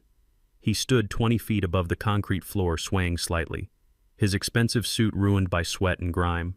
He held my grandson by the back of his shirt, dangling him over the edge like a rag doll. Leo was not crying anymore. He had gone silent with terror, his small hands gripping Blake's wrist, his eyes wide and fixed on me. I reached the top of the landing. The catwalk was narrow, rusted, and illuminated by the harsh yellow glow of the work light Blake had hung from a beam. We were suspended in the darkness of the abandoned mill, a steel cage where the only law was gravity. Blake pointed the gun at me, then at Leo, then back at me. His hand was shaking so violently the barrel blurred. "Stop right there, Cornelius," he screamed, his voice cracking. "Do not take another step or I drop him. I swear I will drop him." I stopped. I was 10 feet away. Close enough to see the dilated pupils in Blake's eyes. Close enough to smell the acrid stench of fear and withdrawals radiating off him. He was crashing hard. The drugs were leaving his system and reality was rushing in to fill the void. He looked at me with a mixture of hatred and desperate pleading. He wanted me to save him and he wanted to kill me. "Let the boy go." "Blake," I said, keeping my hands open and visible. "This is between you and me. Leo has nothing to do with this." "He has everything to do with this," Blake spat. "He is my insurance. He is the only reason you are not shooting me right now. I do not have a gun." "Blake," I lied. My revolver was tucked into the back of my waistband, cold against my spine, but I could not draw it. Not with Leo that close to the edge. If I missed, if I startled him, Leo would fall. I had to talk him down. I had to break him without touching him. "You think you are so smart," Cornelius Blake laughed, a high, thin sound. "You think you beat us. You think you took everything. But my father will fix this. He always fixes it. He is calling the governor right now. He is getting the money. The helicopter will be here any minute." I looked at him with pity, genuine pity. He was a man-child waiting for a daddy who was never coming to save him. "Blake," I said, my voice low and steady. "Your father is not calling the governor." "Shut up," Blake yelled. "You do not know him. He is Conrad Worthington. He runs this state. Your father is at Teterboro Airport." "Blake," I said. "He filed a flight plan 30 minutes ago. Private charter to the Cayman Islands. One way." Blake froze. The gun lowered an inch. "Liar," he whispered. "He is not alone." I continued pressing the advantage. "Your mother is with him. They cleaned out the wall safe, Blake. They took the emergency cash. They took the diamonds. They left the house 20 minutes after you took Leo." "No," Blake said, shaking his head. "No, they wouldn't. We are a family. They are survivors," Blake, I said. "And they looked at the board and realized you were the liability. They realized the murder charge was going to stick. They realized the fraud investigation was going to touch them. So they cut you loose. You are the sacrifice, Blake. You are the reason they are going to get away." I took a step forward. The metal grating clanged softly. "They left you here to take the fall," I said. "They are probably halfway to the Atlantic by now, drinking champagne and planning their press release about how their troubled son went rogue." Blake's face crumpled. the arrogance drained out of him, leaving only a terrified boy. "That is not true," he whimpered. "Call them. Call my mother." "I cannot call them, Blake," I said. "They turned their phones off. Try it." Blake looked at his phone lying on the floor of the catwalk where he had dropped it. He looked at me. He looked at Leo. The gun wavered. He was losing his grip on the situation. He needed to know. He needed to prove me wrong. "Pick it up," I said. "Call her. Ask her where she is." Blake slowly crouched down, dragging Leo with him. He never let go of the boy's shirt. He picked up the phone with his gun hand, fumbling with the screen. He put it to his ear. I watched his face. I saw the moment the call went to voicemail. I saw him redial. I saw the desperation mount. "Pick up," he muttered. "Mom, pick up. It is me. Please pick up." Nothing. Just the silence of the warehouse and the mechanical voice on the other end. I took another step. 8 feet. "She is not going to answer, Blake," I said softly. "She is gone. You are all alone." Blake dropped the phone. It clattered through the grate and fell 20 feet to the concrete below, shattering into pieces. He stared at the empty space where it had been. His world had just ended. The illusion of the Worthington dynasty, the safety net he had relied on for 35 years, had snapped. He looked up at me. His eyes were wet. "They left me," he whispered. "They actually left me." "They did," I said. "But I am here, and I am not leaving. Give me the boy, Blake. It is over." He looked at Leo. For a second I thought he was going to do it. I thought he was going to hand him over and surrender. I saw his muscles relax. I saw the gun point toward the floor. But then the madness snapped back. It wasn't the drugs this time. It was the despair. It was the realization that he was going to prison for the rest of his life, and that the people he worshipped had betrayed him. His face twisted into a mask of pure nihilistic rage. "If I am going down," he hissed, raising the gun again, "I am taking everything you love with me." He didn't point the gun at me. He pointed it at Leo's head. "No!" I shouted. Blake's finger tightened on the trigger. His eyes were wide, vacant, and deadly. He was going to do it. He was going to kill his own son just to hurt me. I did not think. I did not calculate. I just moved. I lunged forward, covering the 6 feet between us in a heartbeat. I didn't reach for the gun. I reached for Leo. I threw my body between the weapon and my grandson, wrapping my arms around the boy and twisting my back to the threat. The gunshot was deafening. It sounded like a cannon going off in a closet. The muzzle flash blinded me. I felt a sledgehammer hit my left shoulder, spinning me around. The impact stole the breath from my lungs. I fell hard against the railing, clutching Leo to my chest. Grandpa Leo screamed. I hit the metal grate. My shoulder was on fire. A burning, tearing pain radiated down my arm and up my neck. I looked down. My shirt was already soaked in dark red blood, but Leo was safe. He was crying, but he was whole. I looked up. Blake was standing over us, the gun smoking in his hand. He looked shocked, as if he hadn't expected the gun to actually fire. He stared at me, then at the gun, then at me again. He raised the weapon for a second shot. I reached for my revolver, but my left arm wouldn't move. It was dead weight. I fumbled for my waist with my right hand, but I knew I was too slow. Blake was going to finish it. "Goodbye, Cornelius," he whispered. Then the warehouse doors exploded. It wasn't the police. It was Samuel's private security team. They didn't shout warnings. They didn't ask for surrender. They operated with military precision. 3 men in tactical black gear burst through the side entrance. They moved like shadows. Drop at one of them commanded, his voice amplified and terrifying. Blake spun around, distracted. That was all the time they needed. A single shot rang out from the ground floor. It wasn't a lethal round. It was a beanbag round fired from a tactical shotgun. It hit Blake squarely in the chest. He folded like a lawn chair, dropping the gun and gasping for air. He fell backward, hitting the metal grate with a hollow thud. Before he could recover, the security team was on him. They swarmed up the stairs, boots clanging on the metal. 2 of them pinned Blake to the ground, zip-tying his hands and feet before he could draw a breath. The 3rd man, a giant with a medic's patch on his vest, knelt beside me. "Mr. Jefferson," he said, pressing a gauze pad to my shoulder. "Stay with me." I looked at Leo. He was clinging to my good arm, burying his face in my chest. "Is he okay?" I rasped, the taste of copper in my mouth.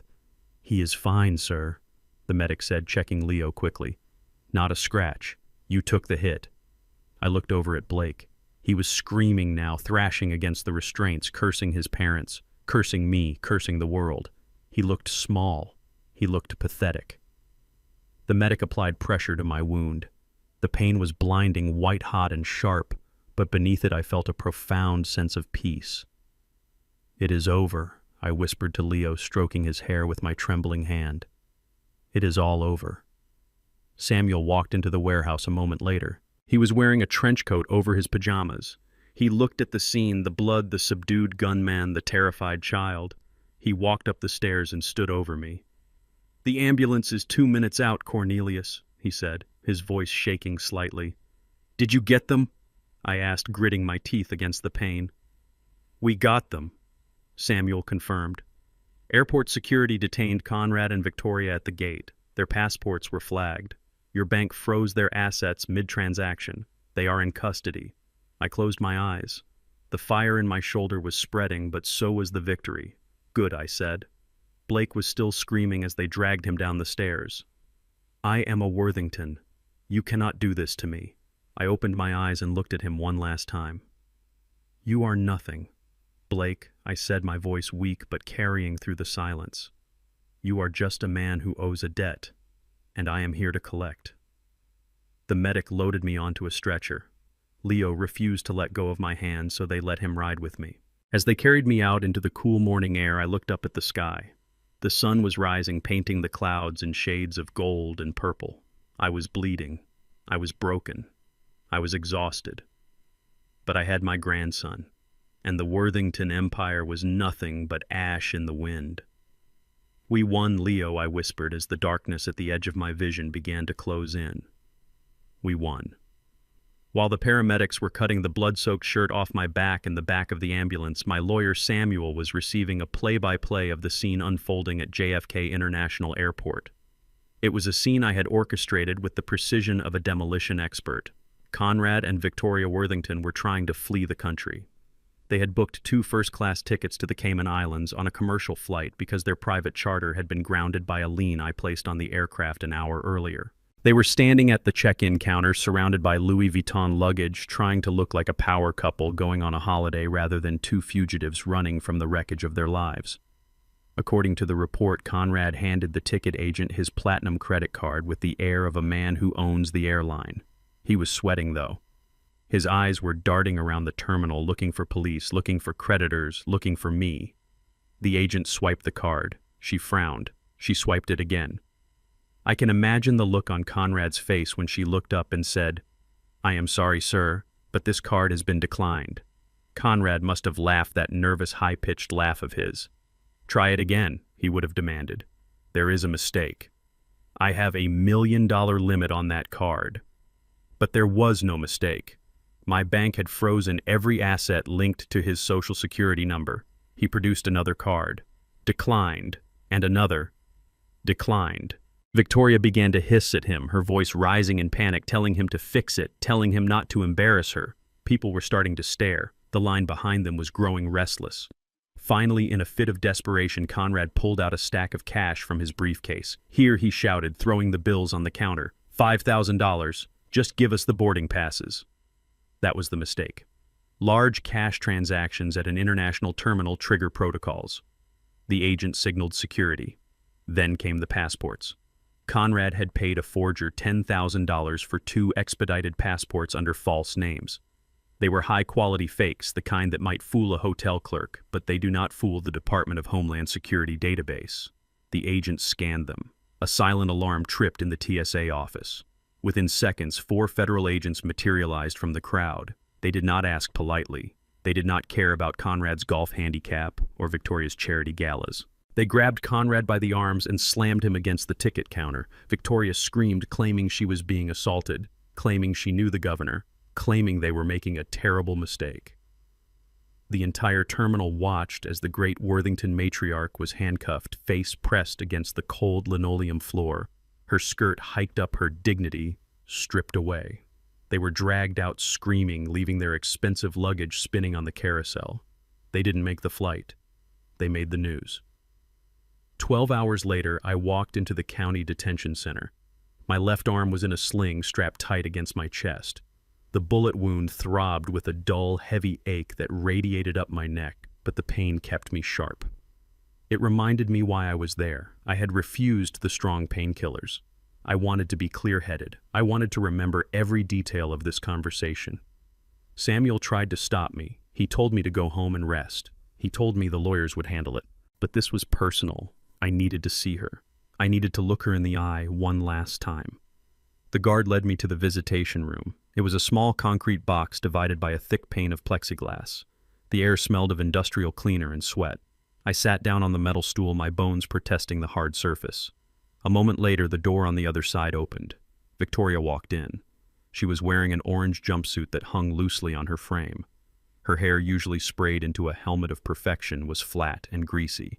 Her makeup was gone, revealing the lines of age and bitterness etched into her face. But her eyes were the same. They were cold, hard, and filled with a venomous arrogance that even a jail cell could not extinguish. She sat down. She looked at my sling. She looked at my face.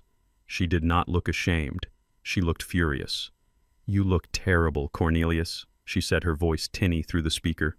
"I hope it hurts." "It hurts less than losing a child," I replied, my voice steady. "You should know. You threw yours to the wolves to save yourself."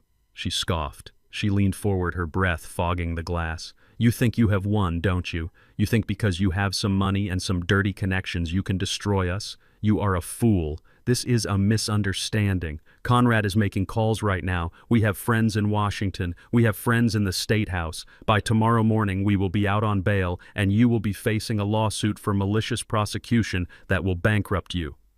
She truly believed it. She lived in a bubble of privilege so thick she could not see the walls closing in. She thought the rules simply did not apply to people with her last name. "There is no bail, Victoria," I said. The judge denied it. "Flight risk. You were caught with fake passports and $10,000 in cash. You aren't going home." She laughed, a sharp, jagged sound. "A technicality. Our lawyers will crush it." "You have nothing on us, Cornelius." Blake went crazy. "That is tragic, yes, but it has nothing to do with us. We were victims of a disturbed son. We tried to get him help. That is why we sent Zoe to rehab. We are the good guys here. You are just a thug who got lucky." I stared at her. I marveled at the absolute moral vacuum of her soul. She was ready to bury her son to save her reputation. She was ready to rewrite history while sitting in a cage. "You really don't get it, do you?" I asked quietly. "You think this is about Blake. You think this is about the kidnapping. It is about whatever you framed us for," she spat. I reached into my bag with my good hand. I pulled out a thick red folder. Samuel had compiled it overnight, working with a team of forensic accountants and investigators who owed me favors. It was heavy. It landed on the metal ledge with a solid thud. I opened it and pressed the first page against the glass. "Do you recognize this, Victoria?" I asked. She squinted. It was a bank transfer record. A wire transfer from a construction firm to a shell company registered in her name, dated 15 years ago. "I don't know what that is," she said, dismissing it. "It is a bribe, Victoria," I explained. $50,000 paid to your husband when he was a judge to dismiss a negligence lawsuit against a developer who used substandard concrete. A building collapsed 2 years later. 3 people died. Conrad bought a boat the next week." She paled slightly but kept her chin up. "You cannot prove that." I turned the page. "Here is another one," I said, and another. 20 years of bribes, Victoria. 20 years of selling justice to the highest bidder. Conrad didn't make his money investing. He made it by keeping criminals out of jail and putting innocent people in. We have the ledgers, we have the emails, we have the witness statements from the bagman who delivered the cash. Her hands started to tremble. She clasped them together, trying to hide it. "That is Conrad's business," she whispered. "I knew nothing about it. I am just a wife." I turned to the next section. This one was marked, "The Foundation." "And this is your business," I said. "The Foundation for Family Recovery. A beautiful charity. You raised millions over the last decade. But look at the disbursements, Victoria. Look where the money went." I pressed a spreadsheet against the glass. 80% of donations went to administrative costs, I read aloud. Consulting fees paid to companies owned by you. Catering contracts paid to shell companies owned by you. You laundered money through sick people, Victoria. You took money meant for addicts and used it to buy jewelry and remodel your kitchen. That is wire fraud. That is embezzlement. That is tax evasion, and the IRS is very interested in reading this file." Her face went gray. The arrogance began to crack, revealing the terrified old woman beneath. "We needed the money," she stammered. "The lifestyle. It is expensive. We had to maintain appearances. You do not understand the pressure. I understand greed," I said, closing the folder. "And I understand that you are going to federal prison, not for a month, not for a year, for the rest of your life. You are 60 years old, Victoria. With the charges piling up, racketeering, fraud, conspiracy, accessory to murder, you will die in a cell. You will never wear silk again. You will never drink champagne again. You will die alone in a concrete box wearing orange." She stood up. Her chair scraped violently against the floor. "No," she screamed, slamming her palms against the glass. "You cannot do this. We are the Worthingtons. We are pillars of this community. You are termites," I said, standing up slowly, wincing as my shoulder protested. "You ate away at everything good until the whole house collapsed." I looked at her. Tears were streaming down her face now, black streaks of cheap mascara running down her cheeks. She looked at the folder, then she looked at me. She realized there was no way out. She realized her friends in Washington wouldn't touch her now. She realized she was toxic. "Cornelius, please," she begged, her voice breaking. "Please. I will give you anything. I will sign whatever you want. Just don't give that to the prosecutor. We can make a deal." I picked up the folder. "I don't want your money, Victoria," I said. "I already have it. I don't want your house. I already own it. There is no deal. This is the bill coming due." I turned my back on her. "Cornelius, wait," she shrieked, pounding on the glass. "Wait. I am a grandmother. Think of Leo." I stopped. I turned my head slightly. "I am thinking of Leo," I said. "That is why I am making sure he never sees you again." I walked out of the room. Behind me, I heard her screaming my name. I heard her cursing. I heard her sobbing. It sounded like music. It sounded like justice. I walked down the long gray corridor, past the guards, past the other visitors. My shoulder hurt like hell, but my heart felt lighter than it had in years. The empire was dead. The queen was dethroned. Now all that was left was to protect what remained of my family and build something new from the ashes. I walked out into the sunlight, ready for the final act. The courtroom smelled of lemon polish and old lies. I sat in the front row, directly behind my daughter, my arm still in a sling, the bullet wound, throbbing a dull rhythm against my ribs. The pain kept me focused. It reminded me that this was not a television drama. This was a street fight fought with motions and objections instead of fists and bricks. Blake Worthington sat at the defense table. He looked small. The arrogance that used to radiate off him like heat from a sidewalk was gone, replaced by the twitchy desperation of a junkie going cold turkey in a county lockup. He wore a suit that was 2 sizes too big now that he had lost 20 pounds in detention, but he still had that sneer. The sneer that said he believed his last name was a get-out-of-jail-free card. His lawyer was a man named Preston, a shark, in a $3,000 pinstripe suit, who specialized in getting rich boys out of trouble. Preston was currently pacing in front of the jury box, painting a picture of my daughter that made my hands clench into fists. "Ladies and gentlemen," Preston said, his voice smooth as oil, "we are here today to determine the fate of a 5-year-old boy. The prosecution wants you to believe that Blake Worthington is a monster. But look at the facts. Who is the one with the documented history of mental instability? Who is the one who was admitted to a rehab facility for severe opioid addiction just 2 weeks ago? Who is the one with no job, no home, and no assets?" He pointed a manicured finger at Zoe. "It is Zoe Jefferson," he declared. "She is a woman on the edge. A woman who hallucinated a hit-and-run accident to cover up her own drug use. A woman who allowed her violent father to kidnap her from a medical facility. Is this really who we want raising a child?" Zoe sat in the witness stand. She wore a simple navy dress. Her hair was pulled back. She looked pale, but she sat with a spine of steel. She did not look at Blake. She looked at the jury. She did not cry. She did not flinch at the insults. "Pretend you are dead," I had told her in the truck. "Pretend they cannot hurt you anymore because they are already ghosts." Pretend I am a ghost, Zoe thought. "Your Honor," Preston continued, turning to the judge, "we move for full custody to remain with the Worthington estate pending the outcome of the criminal trial. The mother is clearly unfit. She is delusional. She claims her husband is a murderer with zero evidence other than the ravings of a recovering addict." I looked at Samuel Diggs, my lawyer, sitting next to the prosecutor. He gave me a barely perceptible nod. It was time. The prosecutor stood up. "We call Zoe Jefferson to the stand for cross-examination," he said. Zoe stood up. She walked to the microphone. The room went silent. "Ms. Jefferson," the prosecutor asked, "Mr. Preston claims your allegations about the hit and run on Route 9 are hallucinations brought on by drug use. He claims there is no evidence. Is that true?" Zoe looked at Preston. Then she looked at Blake. "No," she said clearly. Her voice did not shake. "Do you have evidence?" the prosecutor asked.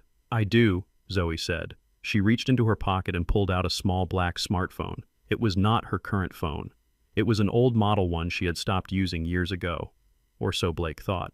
"My father gave me this phone 5 years ago," she told the jury. "He installed a panic app on it. It records audio in the background when triggered. It uploads directly to a cloud server my father controls. I triggered it the night of the gala. I triggered it when Blake started driving too fast." Blake's face went white. He stood up halfway, knocking his chair back. "That is illegal," he shouted. "She cannot use that." "Sit down." Mr. Worthington, the judge, barked, banging his gavel. Zoe tapped the screen. She held the phone up to the microphone. The audio that filled the courtroom was grainy but unmistakable. It was the sound of a high-performance engine roaring. Then Blake's voice slurred and angry. "You are useless, Zoe. You are just like your father. Small." Then a scream, a sickening thud, the sound of glass shattering. "Oh, God, Blake, stop," Zoe's voice on the recording screamed. "You hit her! You hit her!" "Shut up the recording," Blake yelled. Then the sound of the car speeding up, the sound of a phone call being made. "Dad, it is me. I messed up. I hit someone. No, I cannot stop. I am drunk, Dad. You have to help me." The jury was frozen. The stenographer stopped typing. Then came the second clip.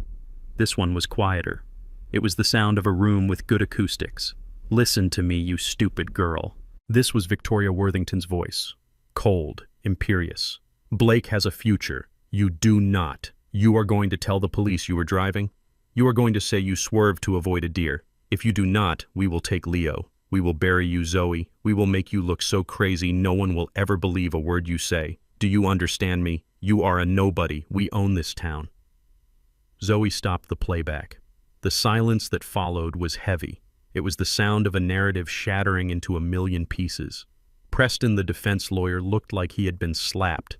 He shuffled his papers, trying to find a technicality, trying to find a way out, but he knew it was over. The jury wasn't looking at Zoe as an addict anymore. They were looking at Blake as a killer. Blake had his head in his hands. He was shaking. He wasn't crying for the girl he killed. He was crying for himself. The prosecutor let the silence hang for a long moment. "No further questions, Your Honor." Zoe stepped down. She walked back to her seat. She passed Blake. He didn't look up, but we weren't done. The criminal case was sealed, but the custody battle and the civil suit for damages were still on the table. Preston wasn't ready to give up completely. He stood up, straightening his jacket, trying to salvage some dignity for his client. "Your Honor," Preston said, his voice strained. "While the recording is disturbing, it does not change the financial reality. Ms. Jefferson has no home. She has no income. She has been living in a hotel paid for by her father. The Worthington estate, despite the current legal troubles, is a stable environment. It is Leo's home. It is a historic property that has been in the family for generations. We argue that Leo should remain in the familiar surroundings of his home under the care of court-appointed guardians until his mother can prove financial independence. He was playing the poverty card. He was betting that the judge would hesitate to give a child to a woman with no assets. I stood up. Samuel tried to grab my arm, but I shook him off. I didn't need a lawyer for this. I needed to be a father.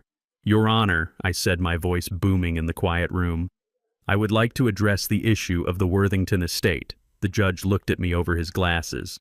"Mr. Jefferson, this is highly irregular. You are not a party to this specific motion. I am the party who holds the deed, Your Honor," I said. Preston laughed. A nervous, incredulous laugh. "That is impossible. The Worthington estate is worth $5 million. It is held in a trust." "It was held in a trust," I corrected him, walking toward the bench, "until the trust defaulted on the mortgage payments 3 months ago. The bank initiated foreclosure proceedings last week." I pulled a thick document from my jacket pocket. It was blue-backed and stamped with the county seal. "And yesterday morning I bought the debt," I said. I paid the bank $4.5 million in cash. I foreclosed on the property at 9 a.m. I slapped the deed onto the defense table right in front of Blake. The house does not belong to the Worthingtons anymore, I said. It belongs to me. Blake stared at the paper. He read the legal description. He saw my signature on the buyer line. His eyes bulged. You bought my house, he whispered. I didn't buy your house, Blake, I said, leaning in close. I bought my daughter's house. I turned to the judge. Your Honor, I have already executed a quitclaim deed. I have transferred full ownership of the property located at 142 Crestview Drive to Zoe Jefferson. She is not homeless. She owns the mansion this man is sleeping in. I turned to Zoe. She looked shocked. She didn't know I was going to do this. It is yours, baby, I said. Every brick, every room, every blade of grass. Zoe stood up. She walked over to the table. She looked at the deed. Then she looked at Blake. For years, this man had made her feel small in that house. He had made her feel like a guest in her own life. He had made her ask permission to change the drapes. He had made her afraid to walk on the expensive rugs. Now she owned the rug he was standing on. Zoe picked up the deed. She looked at Preston. Get them out, she said. Her voice was cold. It was the voice of a woman who had walked through fire and come out made of iron. Excuse me, Preston stammered. My in-laws, Zoe said. Victoria and Conrad, I know they are in jail right now, but their staff is still there, their clothes are still there, their furniture is still there. I want it all gone. She looked at Blake. And you, she said, you are evicted, you are trespassing, but that is my home. Blake cried, tears streaming down his face. I grew up there. Not anymore, Zoe said. Now it is Leo's home, and you are not welcome in it. She turned to the judge. Your Honor, since I own the residence where my son has lived his entire life, and since I have no criminal record, and since the father is an admitted murderer, I move for immediate and sole custody of Leo Worthington, and I request a permanent restraining order barring Blake Worthington and his parents from setting foot on my property. The judge looked at the deed. He looked at the shaken defense lawyer. He looked at the broken man at the defense table. He banged his gavel. Motion granted. Sole legal and physical custody is awarded to Zoe Jefferson. The defendant is ordered to vacate the property immediately. Court is adjourned. The sound of the gavel was the sweetest sound I had ever heard. Blake collapsed into his chair, sobbing. He had lost his freedom. He had lost his son. And now he had lost the only thing that gave him any sense of worth, his name and his house. I walked over to Zoe. She wasn't looking at Blake. She was looking at the deed in her hand. Thank you, Dad, she whispered. I put my good arm around her. Let's go home, I said. Your home. We walked out of the courtroom.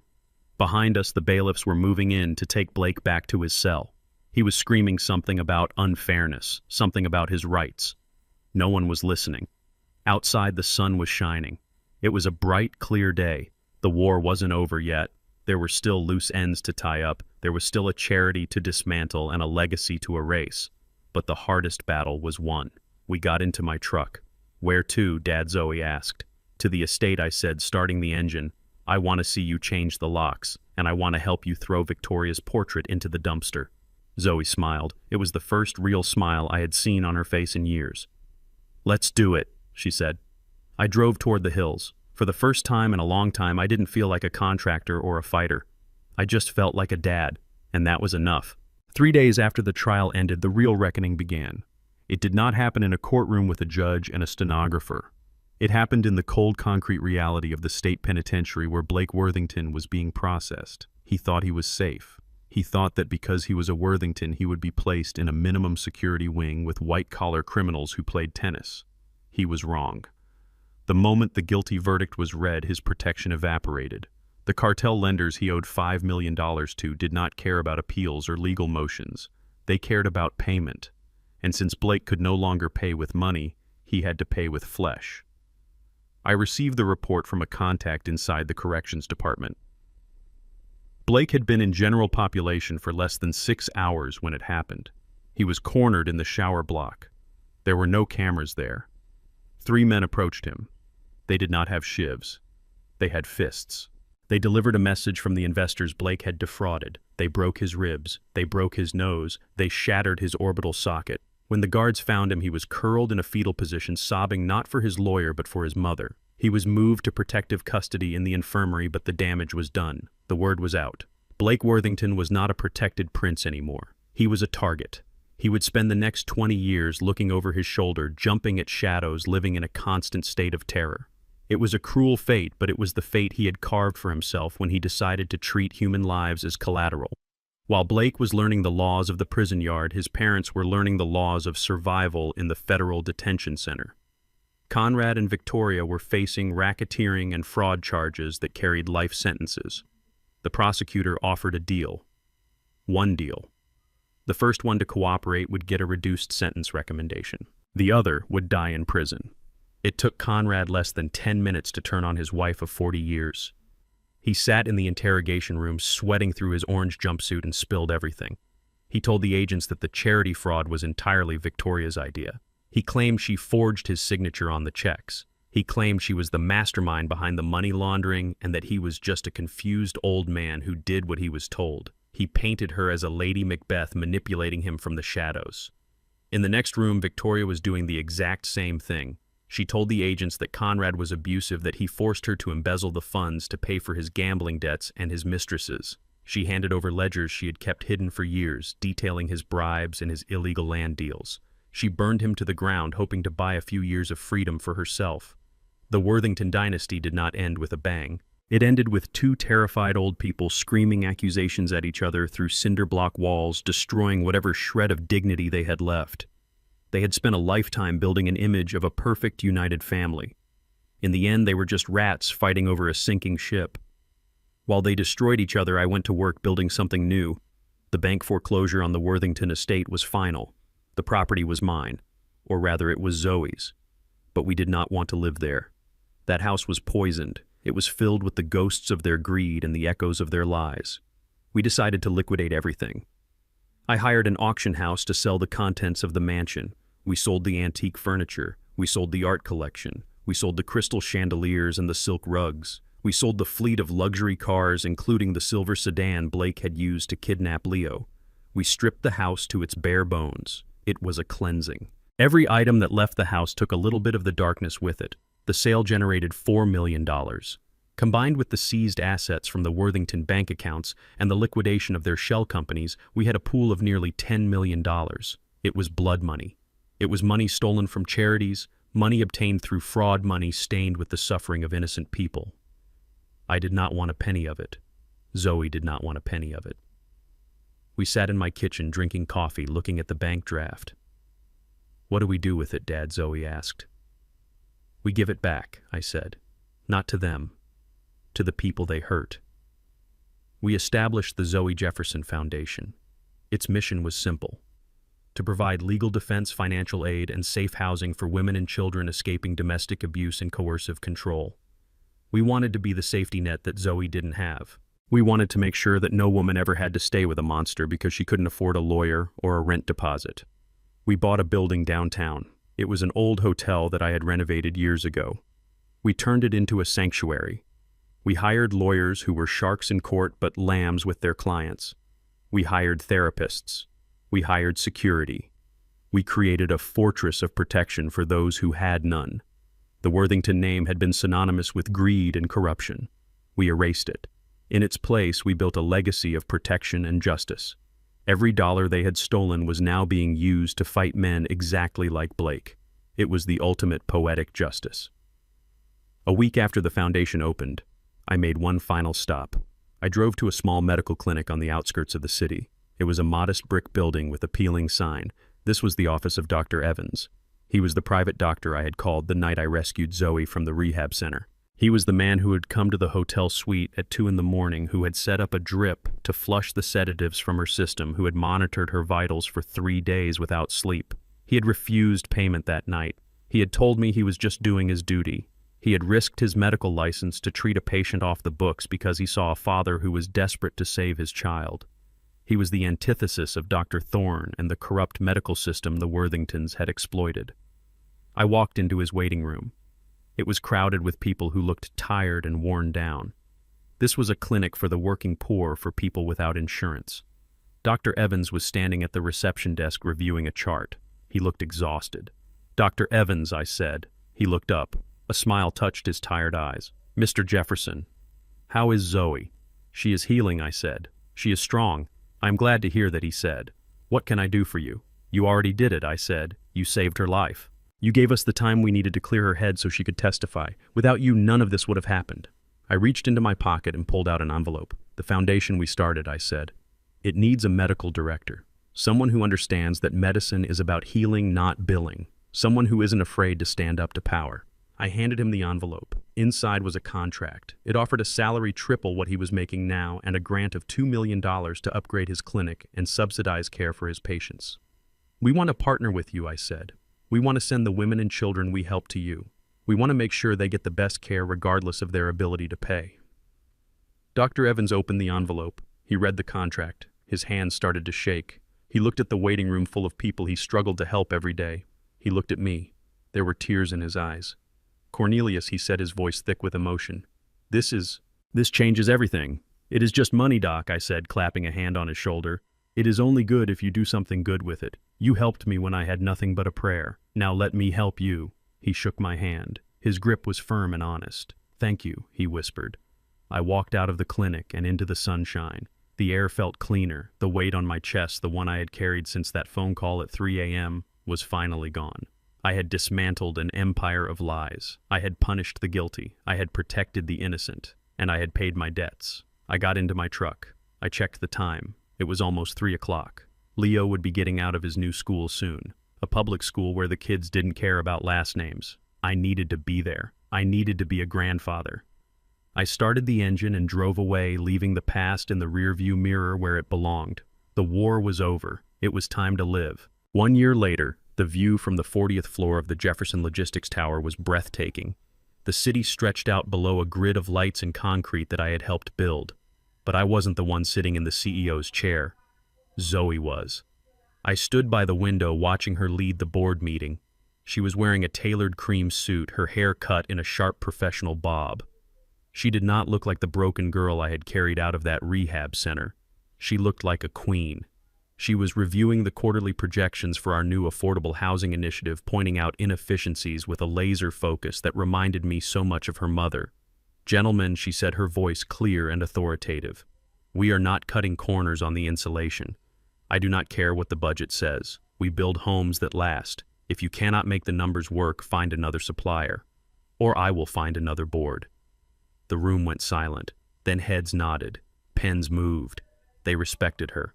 Not because she was my daughter, but because she was formidable. She had taken over the day-to-day operations 6 months ago, and the company had never been stronger.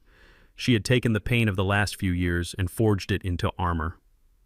Leo was sitting in the corner playing with a toy dump truck on the expensive carpet. He looked up at me and grinned, showing a gap where a baby tooth had fallen out. "Look, Grandpa," he whispered, zooming the truck across the floor. "I am hauling concrete just like you." I smiled. He wasn't afraid of loud noises anymore. He didn't flinch when adults raised their voices. He was a happy, normal 6-year-old boy. The shadow of the Worthington estate had finally lifted from his eyes. Zoe adjourned the meeting. The executives filed out, shaking her hand with genuine deference. She walked over to me and kissed my cheek. "How did I do?" "Dad," she asked, the steel in her voice softening. "You did good, baby," I said. "Better than good. You run this ship better than I ever did." She looked out the window at the city skyline. "I learned from the best," she said. "And Dad, thanks for handling the intake at the foundation this morning. Dr. Evans said we had 3 new families come in for help." "We did," I said. "And we are going to help every single one of them." The Zoe Jefferson Foundation was thriving. It had become a beacon for women trapped in abusive marriages, providing legal aid, housing, and a way out. Every dollar we spent was a direct strike against men like Blake. It was the best investment I had ever made. I looked at my daughter and my grandson. They were safe. They were strong. They were free. The war was truly over. Later that evening, I was back at my modest house in the suburbs. It was quiet. The repairs were finished. The walls were painted. The furniture was new. But the soul of the house was the same. It was a place of peace. I walked to the mailbox at the end of the driveway. The air was crisp, smelling of autumn leaves. I pulled out a stack of bills and circulars, and then I saw it. A plain white envelope. The return address was stamped in red ink. Federal Correctional Institution, Danbury. The name above the address was handwritten in a shaky script. Inmate 89402, Victoria Worthington. I stared at it. I didn't feel anger. I didn't feel fear. I felt nothing. It was like looking at a relic from a dead civilization. I walked back into the house. I did not open the letter. I knew what it said. It would be a plea, a manipulation, a sob story about how hard prison was, about how she was sick, about how she needed money for the commissary or for a new lawyer. She would try to appeal to my sense of mercy. She would try to use guilt. She would try to use Leo's name. But Victoria Worthington did not understand that she had spent her currency long ago. She was bankrupt in every way that mattered. I walked to the fireplace in the living room. The embers of last night's fire were still glowing faintly under the ash. I struck a match and lit the corner of the envelope. I watched the flame catch. The paper curled and blackened. The red stamp of the prison dissolved into smoke. I held it until the heat licked my fingertips, then I tossed it onto the grate. I watched it burn until it was nothing but gray ash. I didn't owe her a response. I didn't owe her a thought. Her punishment was not just the prison cell. It was the silence. It was the knowledge that the world had moved on without her, that the people she had tried to destroy were thriving while she rotted. That was the true justice. I dusted the ash from my hands and walked to the kitchen. It was time for coffee. I poured a cup of black coffee and walked out to the back porch.